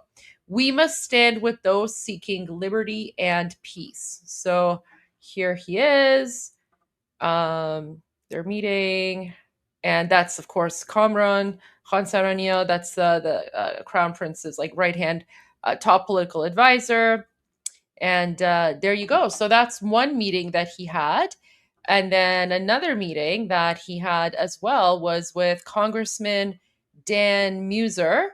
And he's serving the hardworking taxpayers of Pennsylvania's 9th Congressional District. So he also met with the Crown Prince of Iran today.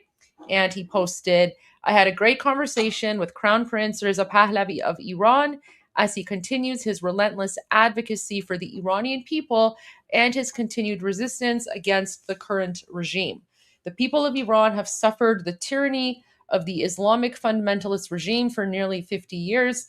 Thank you, Prince Pahlavi Reza, for standing with your people. So seems like there is a lot of activity in Washington, D.C. right now. The Crown Prince of Iran and his team are there meeting with various American lawmakers. Wow, that's amazing. Yeah. That's really amazing. Fantastic. Thank you for sharing that. Yeah, absolutely. Yeah. All right. Okay. Let's go to the super chats. I'm going to start with my Rumble rant. So for America, let me just bring it up really quick. So before I forget, for America's Flag Original sent a Rumble rant, and he says, he or she, I'm not going to assume gender. Sorry, guys.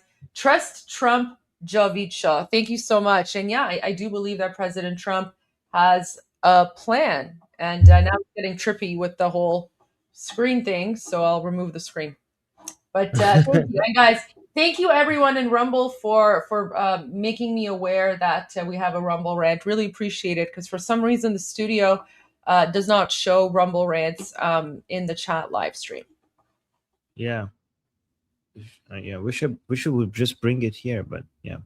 Oh wow! But yeah, thank you I guys. also have someone. So apparently, Data 12 gave numerous free 1-month channel subscriptions. Wow! Thank you so much, Data 12. I appreciate that. Thank you for your support. Thank you, and thank you to the people who reported, so that we could give them a shout out. Okay, Lior just became a member. Thank you so much, Lior, for being a member. Thank you. And then we have Fabrizio also became a member. Thank you so much. We appreciate you. Welcome to being a member, I guess, to our community. And then we have push-ups. Again, I'm suspicious with that number. You say push-ups 23, 45. I don't think you do that many push-ups, but it's okay. We'll allow it. So after transition to democracy, has the prince decided on who he will back for the presidency? So I suspect first of all, we won't have a president, because I suspect that we're going to, based on what I'm seeing in Iran, the Iranian people are going to have a referendum to choose between Iran being a constitutional monarchy or a republic without a monarch. And this is just my guess, is that the Iranian people are going to vote for a constitutional monarchy. And because I think the constitutional monarchy will win, that means we're going to have a prime minister and not a president, right? And the prime minister, yes, that's probably what's going to happen, right? We're going to have a king and a prime minister, and our king is going to be Prince Reza Pahlavi, by then King Reza Pahlavi.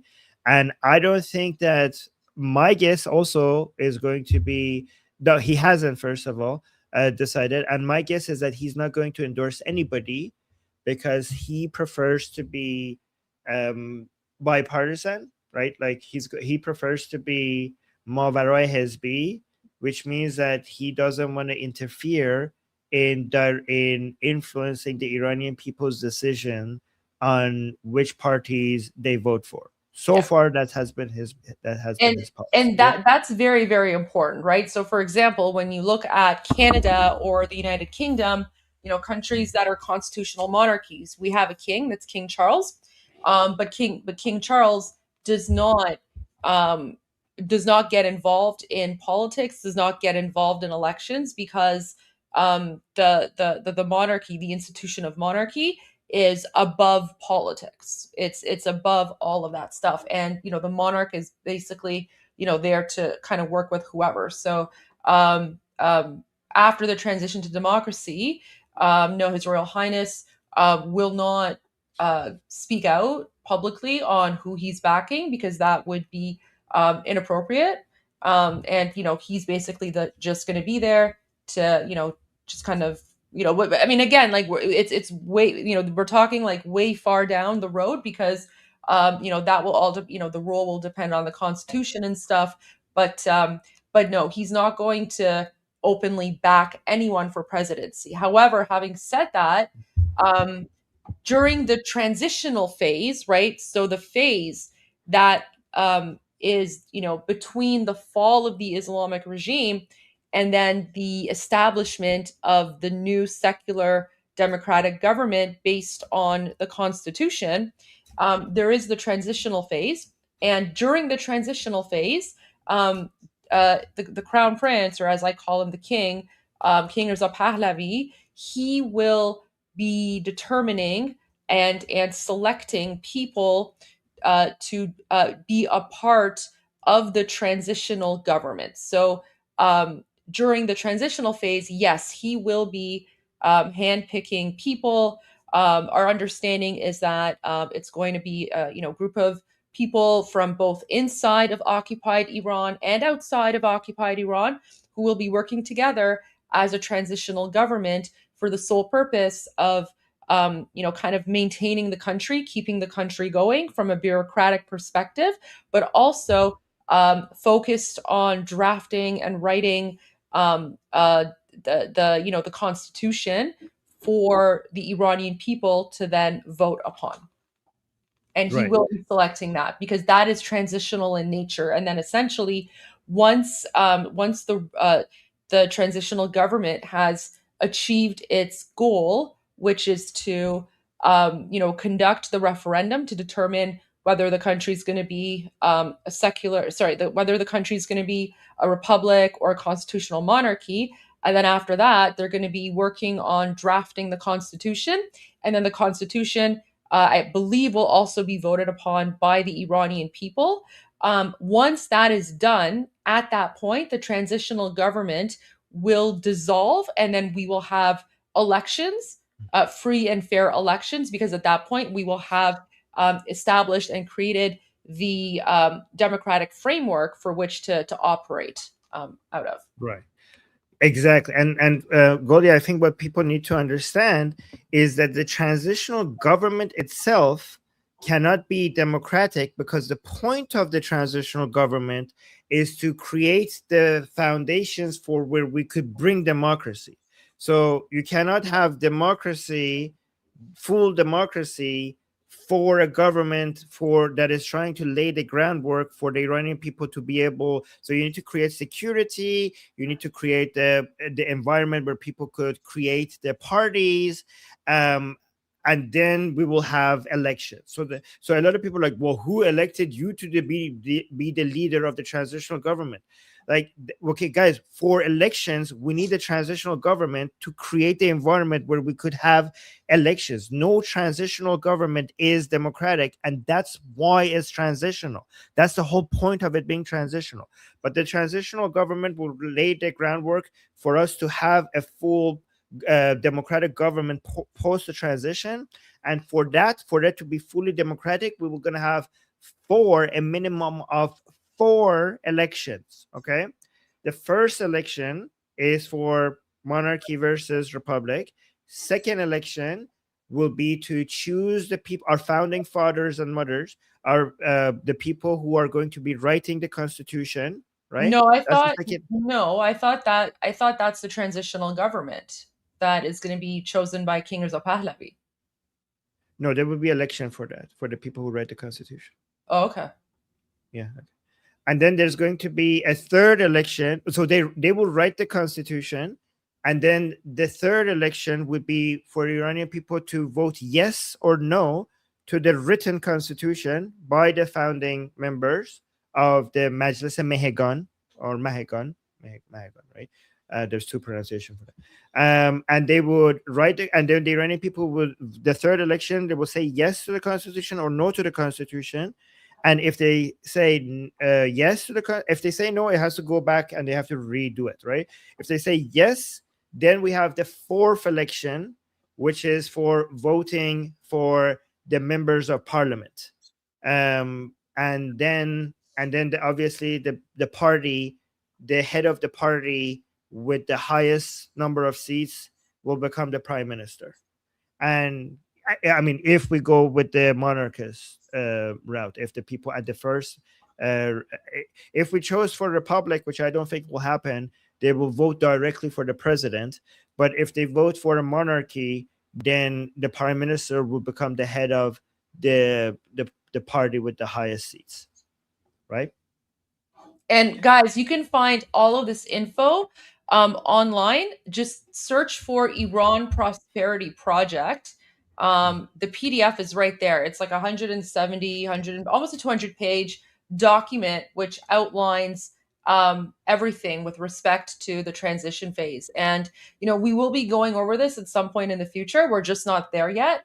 But for anyone who's interested in advance, this is exactly like the Iran Prosperity Project lays out exactly what Armin has and I have been speaking about here. So you can take a look at that, if you guys want, if you're political nerds. And what's really great about the Iran Prosperity Project is that this is the final draft. So there was the initial draft was put out online last summer, and Iranians from inside of occupied Iran and all around the world had an opportunity to read it and comment on it and provide their input and insight. And then based on all of the feedback received, the King's transitional team went back and then they produced the final draft of the Iran Prosperity Project, which was based on the feedback received from the Iranian people. So this really, the Iran Prosperity Project, it really represents all of us, and this is something that the King and his team have been working on for a long time. You're on mute. Okay, so and one last point, guys. One pro tip: when you download the PDF, one thing you could do if you have specific questions and you don't want to go read all of it, just upload it on Gemini or ChatGPT or whatever AI you prefer, and then you could ask your questions. It could be like, what does it say about this? What does it say about Israel? What does it say about education? That's what you could do. So you could talk to the document and ask specific questions like that. Okay. Push-ups, great question. Look, you asked such a good question that we had to spend so much time answering it. And thank you for the super chat. Let me remove the stars here. And then we have Pendragon saying, thank you for this generous super chat, saying, please interview Raymond Ibrahim Javid Shah. Okay, thank you for the recommendation. Yeah, you know what? I've actually played a lot of Raymond Ibrahim's videos in the past, and I've spoken a lot about him. He's great, great guy. Trying to raise awareness, not a bad idea at all. Yeah, thank you for the suggestion. I'll definitely look into that. But if anyone's interested, just go back and look at my previous live streams on my Goldie Show playlist. And before the Iranian Revolution started, Raymond Ibrahim was one of the people that I spoke about quite a bit. And, I would share his videos and I would provide commentary on the things that he was saying. So, yeah, the fantastic suggestion. Thank you. We'll definitely look into that. Thank you. And then Casey, thank you for the super chat saying, why did Trump send 2 nuclear subs to Gibraltar? The fact that we know that, to me, suggests that it's an intimidation tactic for the regime, because these nuclear subs are really impossible to detect. So if you know where they are, is because they want you to know where they are. And if they want you to know where they are, to me, I think it's an intimidation tactic for the regime to basically surrender. That's what I think. And we have Kevin just gave a membership gift to somebody in Goldie's live chat. So now somebody is a... Thank you, Kevin. Thank you so much for the membership gift. And then we have... Let me remove the star here. DM, I'm going to call you DM, saying, love you guys. Keep up the good fight. Free run. Well, thank you so much. We will keep up the fight. Monix, I'm going to call you Monix. Thank you. Thank you. Sorry, guys, if I mispronounced them. And thank you for the support. William saying, at the top world energy, as the top world energy supplier, don't higher oil prices actually help the U.S. economy? Not really. The reason why the U.S. economy is doing so good is because of tech stuff. Because even though United States is a top oil supplier, there are more businesses in the United States that consume energy than produce energy. So it's good for one industry within the US and bad for every single other industry. For the oil industry in the US, it's a revenue. For every single other industry in the US, it's a cost. So yes, that one industry in the US benefits a lot, but especially tech. Given tech, for example, energy prices going up is really bad for like AI because it needs like a lot of energy. So it's supposed to be, it's on average, it's a net negative, but the U.S. economy is doing well regardless because it's just and for other reasons, right? But it's a good question. A lot of people ask that. And okay, Hezi saying apparently TLV is flex. You flatten it. Oh, Tel Aviv is flexible. You guys don't use abbreviations. Sometimes I don't get them, but I got this one. You flatten it and it keeps bouncing back. You have a bouncing city there. Like bang, bang. Well, that's a good feature. I wish other cities were as bouncy as Tel Aviv. Okay, thank you, Hezi. That was a good one. Angie Mordechai saying, totally agree, Armin. To move it forward needs a plan to arm the Iranian people. Yep. It may be the last Israeli friend it may be the last Israeli friends can help with. Yeah, I think like arming the Iranian people requires Americans, Israelis, and Ukrainians, especially when it comes to drone. And guys, I'm not making this stuff up because Ukrainians were very essential when it comes to arming the opposition against Assad. They were with drone technology, they were very successful with that. So we could just repeat that same whatever happened in Syria, we could just replicate that. And thank you, Angie. Thank you for the super chat. Thank you for the support. Robert saying, I am your yes. We will never, Robert, we will never ever forget this. Okay. I am your first honorary Iranian. You're both gifts from God. Javid Shah. Well, thank you. Yes. Robert, guys, never forget. Robert Rogers was the first honorary Iranian on Iran Revolution Live. And then we have Uncle Diaz saying, I can smell that guy through the screen. Ew, the mullah guy. Yes, I can tell. The whole that whole area that he is, because it's in a mosque, smells like, I don't know, unwashed feet. And then we have another super chat by Jirjirak. Oh wow, Jirjirak Farsi Yad Migire. Jirjirak Farsi Yad Migire. That sounds like a channel. Okay, this is from Israel, but that's in Persian. That looks like a channel that is teaching people Persian in Israel. And the comment is also in Persian saying, Payande Iran, Javid Shah, long live Iran, long live the king. Thank you so much for the super chat. Ida saying, Shabbat Shalom, Armin, Goldie, and to the lovely people in the chat. And yes, Armin, you did very well saying, oh, I did? Slava Ukrainia, the last stream. Guys, I figured out how to get it right. I was told that you just have to make it rhyme with Urumia, okay? And I know Urumia, so now I will never forget. Slava Ukrainia rhymes with Urumia. Thank you, Ida, for the super chat. Amir with the membership gift for Goldie, for somebody in Goldie's chat just got a membership gift. Thank you, Amir. Thank you for being so kind and generous. And then we have Finding Good gifted 5 memberships. Thank you so much. On Liberty Politics, guys, 5 people on Liberty Politics are now members of the channel. Thank you so much because of Finding Good. And then we got another super chat here by LA Captain saying multinational efforts should just open the strait and let the oil flow. If they try and stop it, defend and stop ability to interfere. Yeah, that would be the ideal situation. The problem is that nobody other than the United States and Israel, and maybe at some point the UAE, are contributing. Everybody is like just sitting back, like open it, like, well, get in.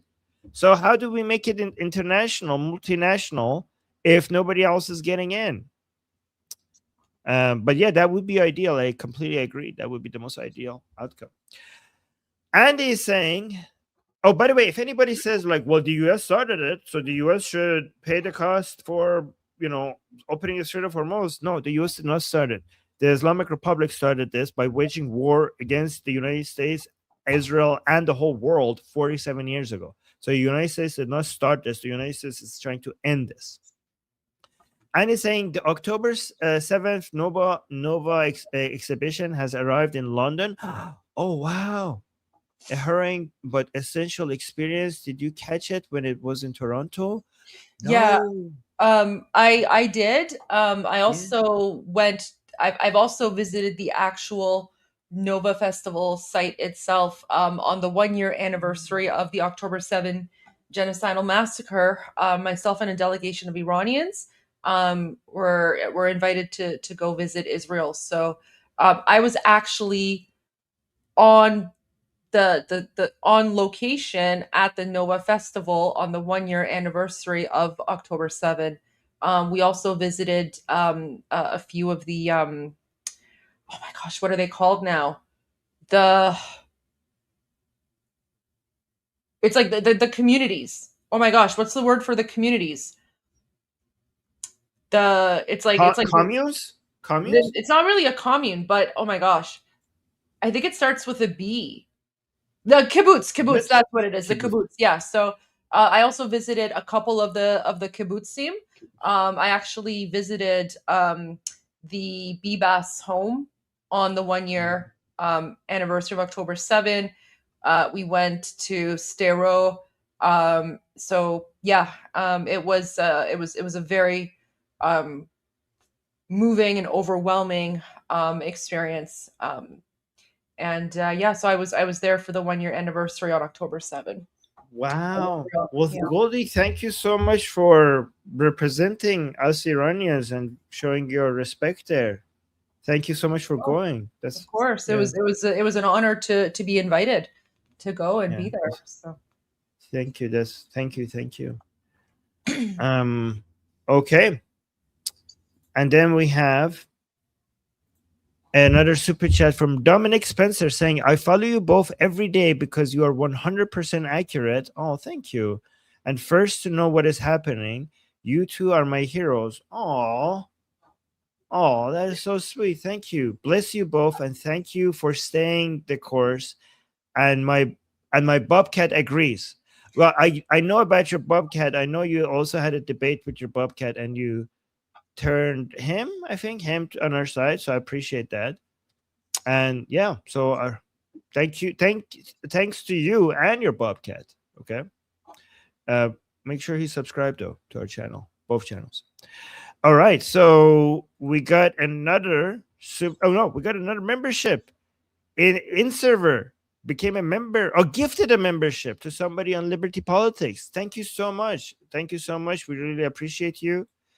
And then we have Ginga saying, Ahura Mazda, bless you, Armin and Goldie. Okay. Thank you. Thank you. That's so sweet. Oh my God. Ida is saying, I believe nothing no more, especially not the super chat counter. Yes, the super chat counter is broken. Don't trust it. It's fake news. The super chat counter is fake news. And thank you, Ida. Thank you for the super chat. Agent Anderson is saying, I know you've been patient for 47 years, but the US electorate unfortunately is not that patient. Do you want to, what is that? On timeline, or you'd rather? Do you want to opine on timeline, or you'd rather not? So basically, give your thoughts. Oh, okay. Opine is like give your opinion. Yeah. Okay, on timeline, or you rather not? I rather not. I think that the way I look at it is that the Islamic regime is a poisonous tree that we are basically trying to bring down. Right. This is the way I look at it every time. Right. And what we're doing is we all have access in our hands, and we're swinging at this tree from multiple directions, right? And everybody is asking us, when does the tree come down? And my response is always that I don't know. What I do know is that this tree will not be able to survive if we don't give up. I know that if we all keep swinging at this tree will calm down. The only thing you have to make sure you don't do is give up. If you don't give up, the tree will come down. I don't know which swing is going to bring this tree down, but it will not be able to survive it. I don't know, Goldie, do you have any thoughts on this? I mean, it's very difficult to predict the fall of any totalitarian dictatorship. Dictatorships often appear most stable right before they collapse. I mean, I have a feeling that the Islamic regime, their days are numbered for sure. Like, the Islamic regime is in a state of collapse. It's like a slowly sinking ship. When it's going to collapse completely, I don't know. Is it going to happen? I 100% believe that yes, it's going to happen. It's just a matter of when. Exactly. Perfectly said. And then thank you for that question. It's an important question. Angie Mordechai saying Israelis say never again, fighting on all fronts against proxies, sending missiles over for years, and Israelis will not give up. I know the Israelis will not give up.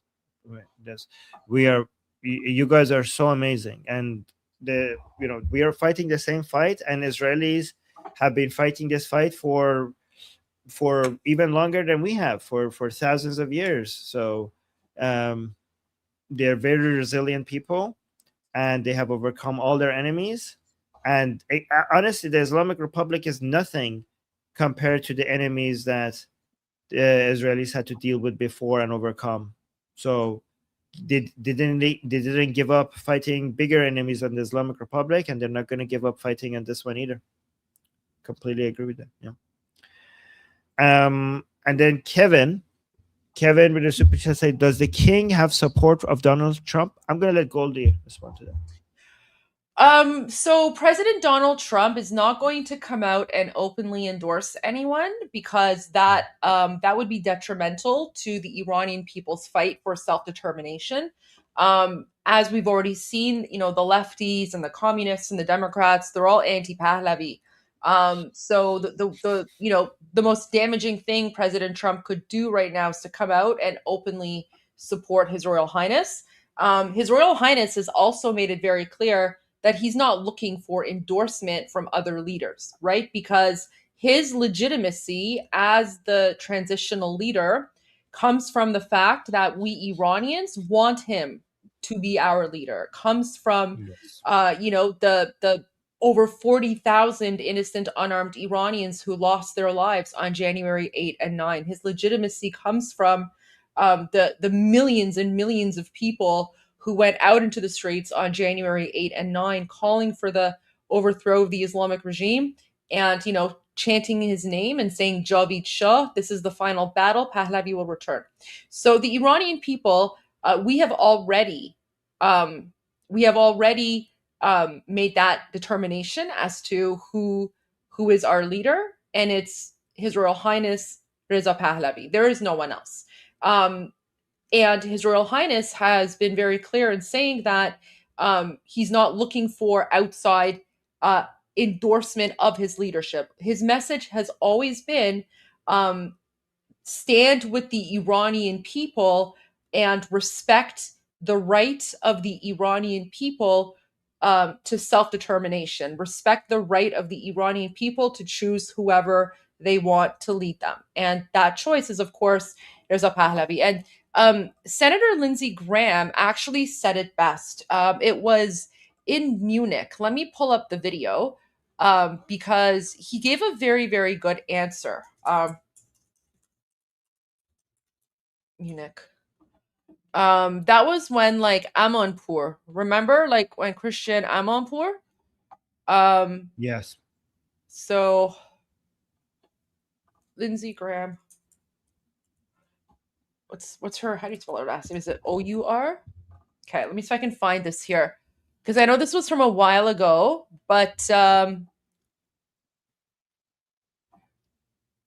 here you go. I wonder if this is going to play the full clip, though. Where are they going to play? Yeah, no. See, like all the lefties, they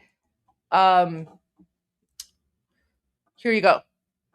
So all the lefties clipped out the important part of what he's saying. But guys, so listen to this. And I know Reza Pahlavi is sitting in the audience, but I'm going to ask you, do you put your support behind Reza Pahlavi? Are you ready to say he is the person that the United States is, or you yourself, I don't know whether you speak on behalf of the United States, but as a senior Senate Republican? No, because that's not my job. I've been with him on every cable TV show known to man. I'm very impressed with the way he can articulate what's at stake. I'm sure he'll have a prominent role in Iran. Don't make it too hard. So what happened with this clip is that every single leftist, anti-Pahlavi, Democrat, whatever, they only put out the first part of this clip, right? So look at this. Let's play this again. I know. So Christian Amanpour, she is basically trying to trap Senator Lindsey Graham with this question because it's one of those questions where, you know, if Senator Lindsey Graham comes out and says, yes, I support him, or America supports him, then that gives Christian Amanpour and all the lefties and the Islamists and the jihadis and the woke and all the anti-Pahlavi people, it gives them the ammunition they need to call King Reza Pahlavi like an American puppet or, you know, whatever, right? That's what she was trying to get at here. But and this is just look at her reaction. This is the she gets so happy. Yeah. When she says no, she's she gets so excited before hearing the rest of it. She's so happy. Got that Khak to Sadish. When Senator Lindsey Graham says no, she immediately turns to Reza Pahlavi and she's like, see, you have no support. You have no support. Let's watch this again, guys. Reza Pahlavi is sitting in the audience, but I'm going to ask you, do you put your support behind Reza Pahlavi? Are you ready to say he is the person? Right? So look at the question. So she's asking Senator Lindsey Graham, are you ready to say he is the person? Right? Senator Lindsey Graham, you know, and we love Amu Lindsey, but Senator Lindsey Graham is not the one to make that determination, right? Yeah. President Trump is not the one to make that determination. No American, no, Canadian, no European, no one, right? The only people who can determine who leads them is the Iranian people themselves. And Senator Lindsey Graham not only understands that, but he respects that. He is respecting the right of the Iranian people to self-determination, right? And this is very important. And Reza Pahlavi, are you ready to say he is the person that the United States is, or you yourself, I don't know whether you speak on behalf of the United States, but as a senior Senate Republican? No. Look at her. She's like, see, look at her. She's smiling. She's smug smile. Oh my God. Unbelievable. But then, you know what's really hilarious is, so here's the thing. Most of Islamic regime state media and all the leftists and woke and whatever, they literally cut off the clip at this part and they didn't play the rest of it. But watch her reaction now when Senator Lindsey Graham continues and gives his explanation as to why he says he's not prepared to say that. Because that's not my job.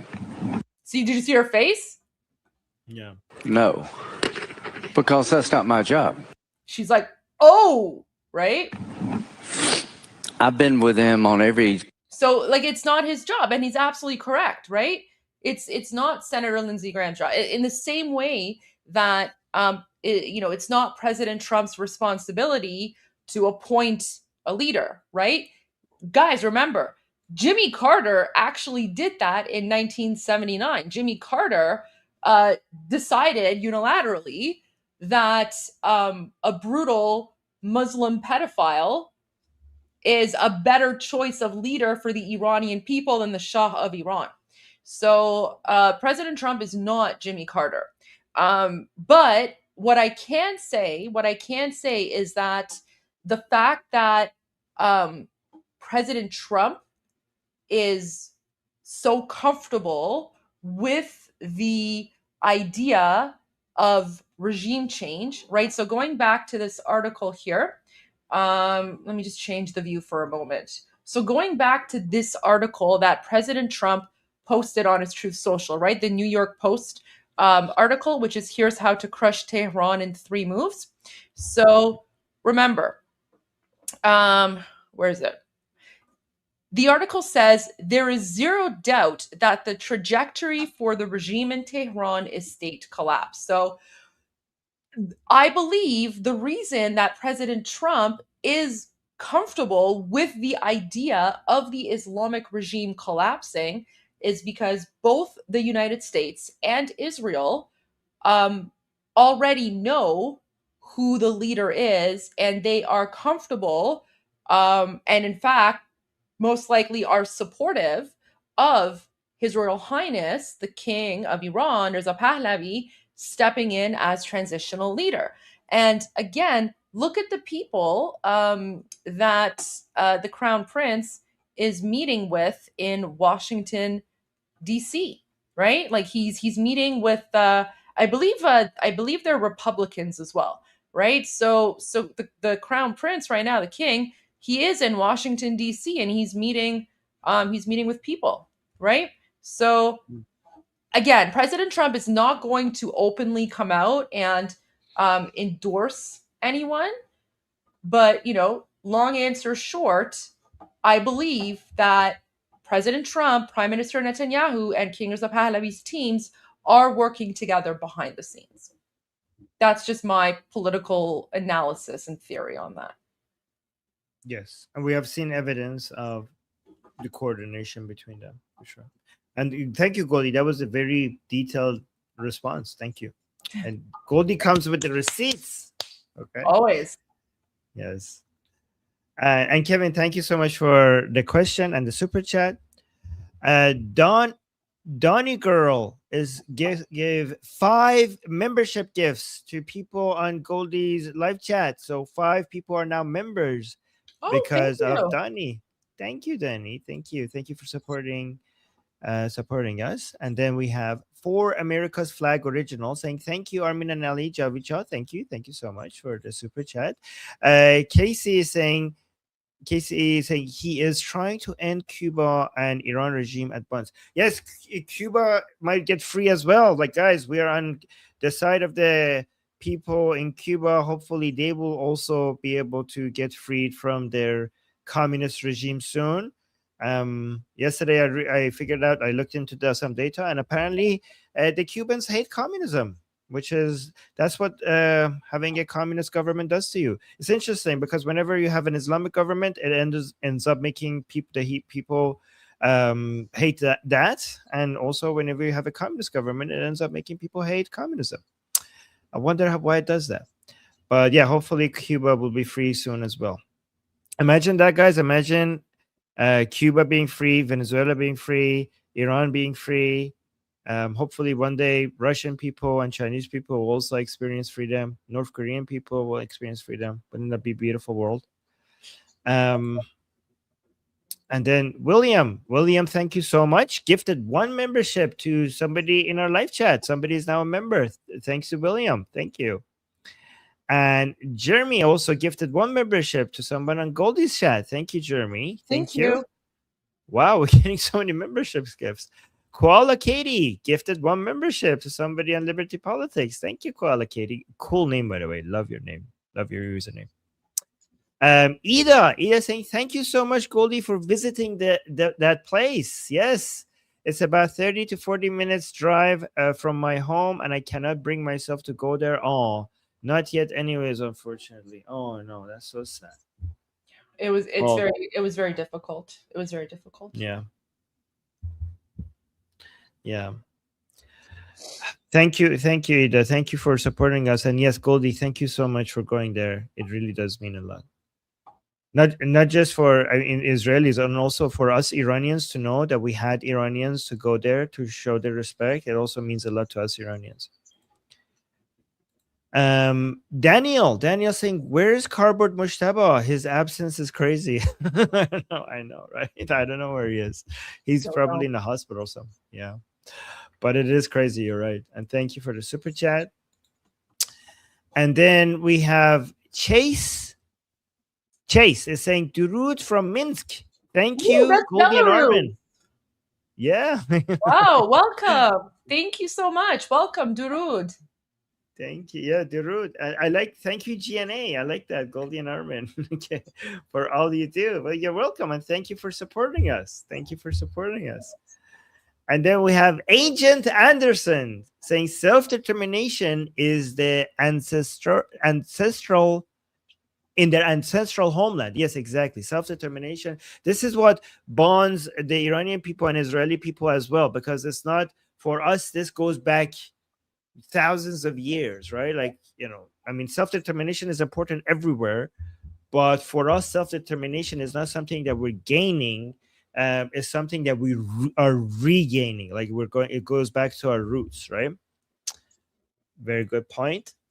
And push-ups saying, I had to cut back from 5,000 push-ups, shoulder pain. Okay, now it's more believable. Okay.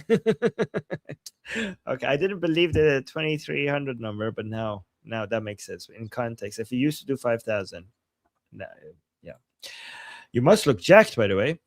And then we have KP with another super chat saying Shabbat Shalom to the peeps of the chat, and Armin and Goldie. On another note, Tusi just posted Tulsi Gabbard is resigning as director of national intelligence due to her husband's cancer. Sad for her. Oh my God. Oh no, so sorry. that's so sad. Sorry to hear that. Oh my gosh, sending them thoughts and prayers. Wow. That's terrible. Oh God. I hate cancer. Oh yeah, look, it just came up on look at this. I just opened up my X and it's here. Wow. Oh my gosh. I'm deeply grateful for the trust President Trump placed in me and for the opportunity to lead the office of the DNI for the last year and a half. Unfortunately, I must submit my resignation effective June 30th, 2026. My husband, Abraham, has recently been diagnosed with an extremely rare form of bone cancer. He faces major challenges in the coming weeks and months. At this time, I must step away from public service to be by his side and fully support him through this battle. Oh my gosh, that's so sad.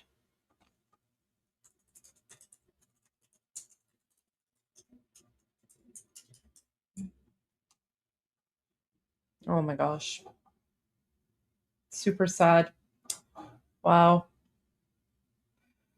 Okay. You're on mute, Armin, I think, if you're speaking. Yeah, I was just checking something. Yeah.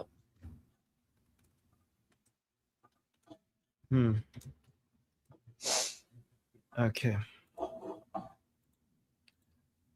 We need, guys, we need to defeat cancer. Like, seriously, it's about time. We need more funding for cancer research, and hopefully with AI, we're going to get to a post-cancer world very soon. I think we're about to get there soon.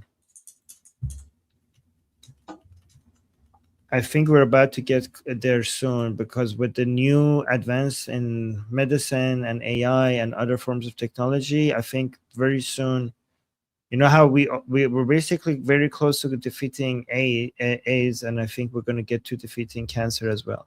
You know, I lost my mom to cancer, so I'm really always looking to the latest advancement in medicine and technology. For getting to a post-cancer. You know, I lost my mom to cancer when she was only like 54 years old only. I'm so sorry to hear that. That's so tough. Yeah. Thank you. And when the time between we got the announcement that she had cancer and the time that she died was like 2 months. Like Oh my everything is gosh. fine. Yeah, like everything, you're a happy family, everything is going well, and then they tell you your mom has cancer, and then 2 months later you don't have a mom. It's like, what the Oh hell? my gosh. I'm so sorry to hear that. That's really rough. Yeah, but hopefully we'll beat cancer soon, once and for all. And thank you, Wyatt, saying Armenia touches Iran. Are they friends of Iran, of the lion? Not really. They actually maintain a very close relationship with the regime.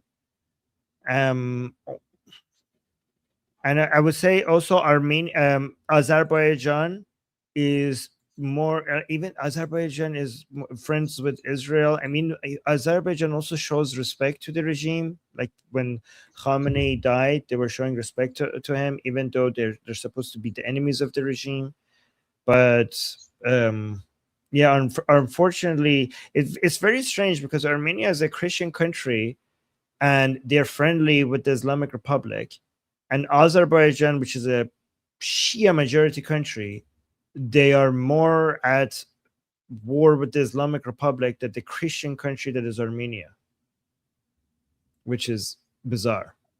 I mean, it's not bizarre. We know why, because Azerbaijan has ethnic tensions with the regime, but also Azerbaijan is very close with Israel, and also because the regime has expansionist ideas into Azerbaijan, and Azerbaijan sees it as a threat. So, and also because the regime has used the Shia mosques and the Shia events in Azerbaijan as a way to infiltrate into Azerbaijan. So Azerbaijan also sees it as a threat. So I understand why Azerbaijan treats the Islamic Republic as an enemy. But it's kind of an odd situation where you have a Christian country and a Shia country, and the Shia country is an enemy of the Islamic Republic, and the Christian country is more closer to the regime. Odd situation. Unfortunate though, because I like Armenia as a country. Oh, that's my alarm for the discussion group. Okay, guys, I need to go to the discussion group, so let's do the super chats. 2 more super chats. We got Super Baker saying, Goldie, what do you think about President Trump staying in Washington this weekend? He posted he won't attend his son's wedding this weekend and staying at the White House. Thanks for all you do, Goldie. That was good. So I would say that this maybe has something to do. I mean, I don't know, but maybe this has something to do with the next super chat. Oh, Nick super chat saying, Goldie. So let me do it properly. Goldie, check Tuesday's post on X. Just posted, breaking, nuclear talks called off. Armin, I'm so sorry that you lost your mom like that. May her memory always be blessing to you. Oh, that's a very beautiful wish. Thank you for that. Thank you. So give me one moment, because I'm just literally posting this on X right now. Ooh, breaking news, guys. As you do that, can I tell people about the discussion group while you do that? Okay, guys, I'm gonna be in our discussion group in 10 minutes, and this is what that looks like. Wait, where is it? This is, my God, I can't bring it back on anymore. Oh, there we go. This is what that looks like. So I put the link in the chat. There's a widget. There's a QR code on the top right of the screen. If you scan that, it will bring it to our discussion group. I'm going to go there. We're going to have a group call. If you look at the calendar, you can see all our group calls, but the next group call is going to be in 9 minutes. I'm going to be there. We're going to be talking politics. We're going to be talking Iran. We're going to be talking everything politics related on a global scale. Again, so there's a couple of ways you could get there. Either scan the QR code at the top right, or just click on the link in the chat that I just posted there, or you could go to Liberty Politics YouTube channel, and the link is in the bio. So see you guys there. All right, Goldie, what do you have for us? So, apparently the nuclear talks have been called off. 2CTV just posted this. The Islamic Republic has decided it will not negotiate over its nuclear program with the United States, which is what I've literally been saying the entire time. Iran's foreign ministry spokesperson, Baghai, says it is not the right time to discuss the nuclear issue with the enemy. So going back to President Trump's, going back to the other super chat about why, President Trump might be staying in Washington this weekend, I don't know. It could be because we've just now confirmed that the nuclear talks have been called off. And as we know, nuclear is the red line of red line of President Trump. Yeah. I mean, you're not wrong. It's also the red line of the Islamic Republic, which means that we're going to go to boom booms. And I just want to officially thank the Islamic Republic for being retarded. Thank you so much. So, thank you. This helps us so much. Thank you for this position. I appreciate that. So, I mean, yeah, like we might actually start seeing the resumption of boom booms much sooner than anticipated, because President Trump was very clear, and he said that if the Islamic regime is unable to reach a deal and they only have 2 or 3 days, then they're going to go to boom booms. And now I feel like the Islamic regime is now trying to call President Trump. Like they basically want to see if President Trump is bluffing or not, right? And President Trump is not someone who bluffs. So the fact that the regime is now canceling nuclear talks, Also, Goldie, maybe they figured out that the Americans are going to attack anyways, so they're just going to try to act tough they're just acting like, yeah, bring it, because they know it's unavoidable, so then why even bother? Yeah, maybe that's what they're doing. Yeah, I mean, I can't guarantee. I don't know why President Trump is not going, why President Trump is canceling his trip and staying in Washington, D.C., but I have a feeling that maybe this is part of that equation. Okay, yes. Okay, that's it. Great news breaking news to end the show with. Yeah. Right? So, okay. I'm not going to forget this time. I screwed up twice at the ending of the show. This time I'm going to screw it up. Okay, guys. Well, before you end it, also, guys, keep in mind, we're going to be monitoring the situation.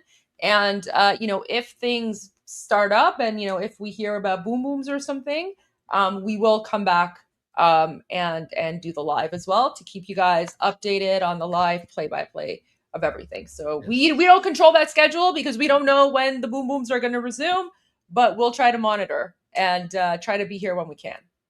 So yes, obviously Goldie is joking. She has a direct line to President Trump, and she has some control over this. Sorry. Oh no, I screwed up again. Sorry. All right, guys. So until tomorrow or a few minutes from now, we don't know. We'll see. I'm Israel Chai. Long live America. God bless America. Javid Shah. Payande Iran. See you guys tomorrow. غرق انقلاب است.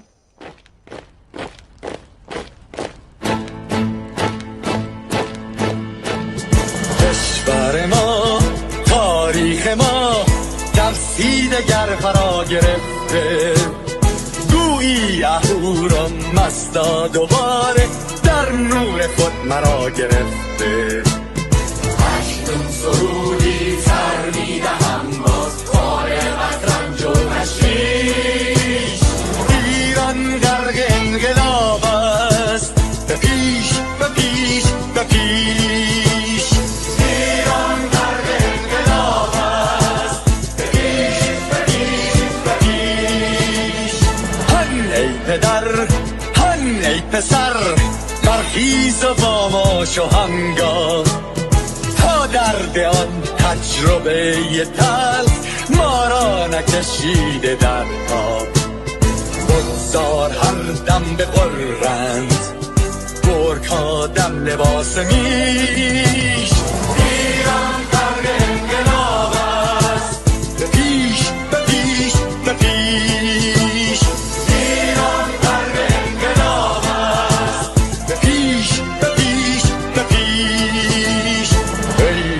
برجر ای برزگر راحت قانون ادامه دارد در این زمان که پرتو یزدان از هر سو بر تو میبارد پس پیش به سوی آزادی از بحر خزر تا کیش ایران غرق انقلاب است به پیش به پیش به پیش ایران غرق انقلاب است به پیش به پیش به پیش خلقا به پا بهر دفاع از استقلال و آزادی تا بشکنیم پشت ارتجاع تیریزی ایران آبادی تا زنده سازیم سنت‌های می از پربالین و کیش ایران غرق انقلاب است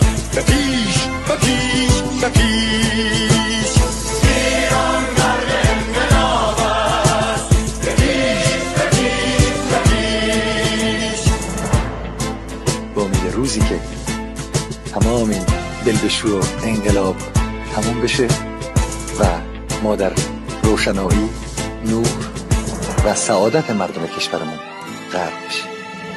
نه خارجی نه بیگانه نه مستشارهای ویرانی نه چیر خاران نه کاسلیسان فقط هم رزمان ایرانی تا با شرافت میهنی بسازی بهر فرزندان خویش ایران غرق انقلاب است به پیش به پیش به پیش ایران غرق انقلاب است به پیش به پیش به پیش مردان بیایید داخل صف ما اکنون که آغاز رویاست دشمنان بدانید ما زنده هستیم بعد از ما هم ایران پابرجاست آن روح شیطان ما را فریب داد با صد شعار مردمیش ایران غرق انقلاب است به پیش به پیش به پیش ایران غرق انقلاب است به پیش به پیش به پیش پرچم ما پرچم ایران غرق خون شهیدان روی شانه هامان حمل میکنیمش در هر خیابان و میدان تا ماسک دلقکان را برداریم از روی تسبیح و ریش ایران غرق انقلاب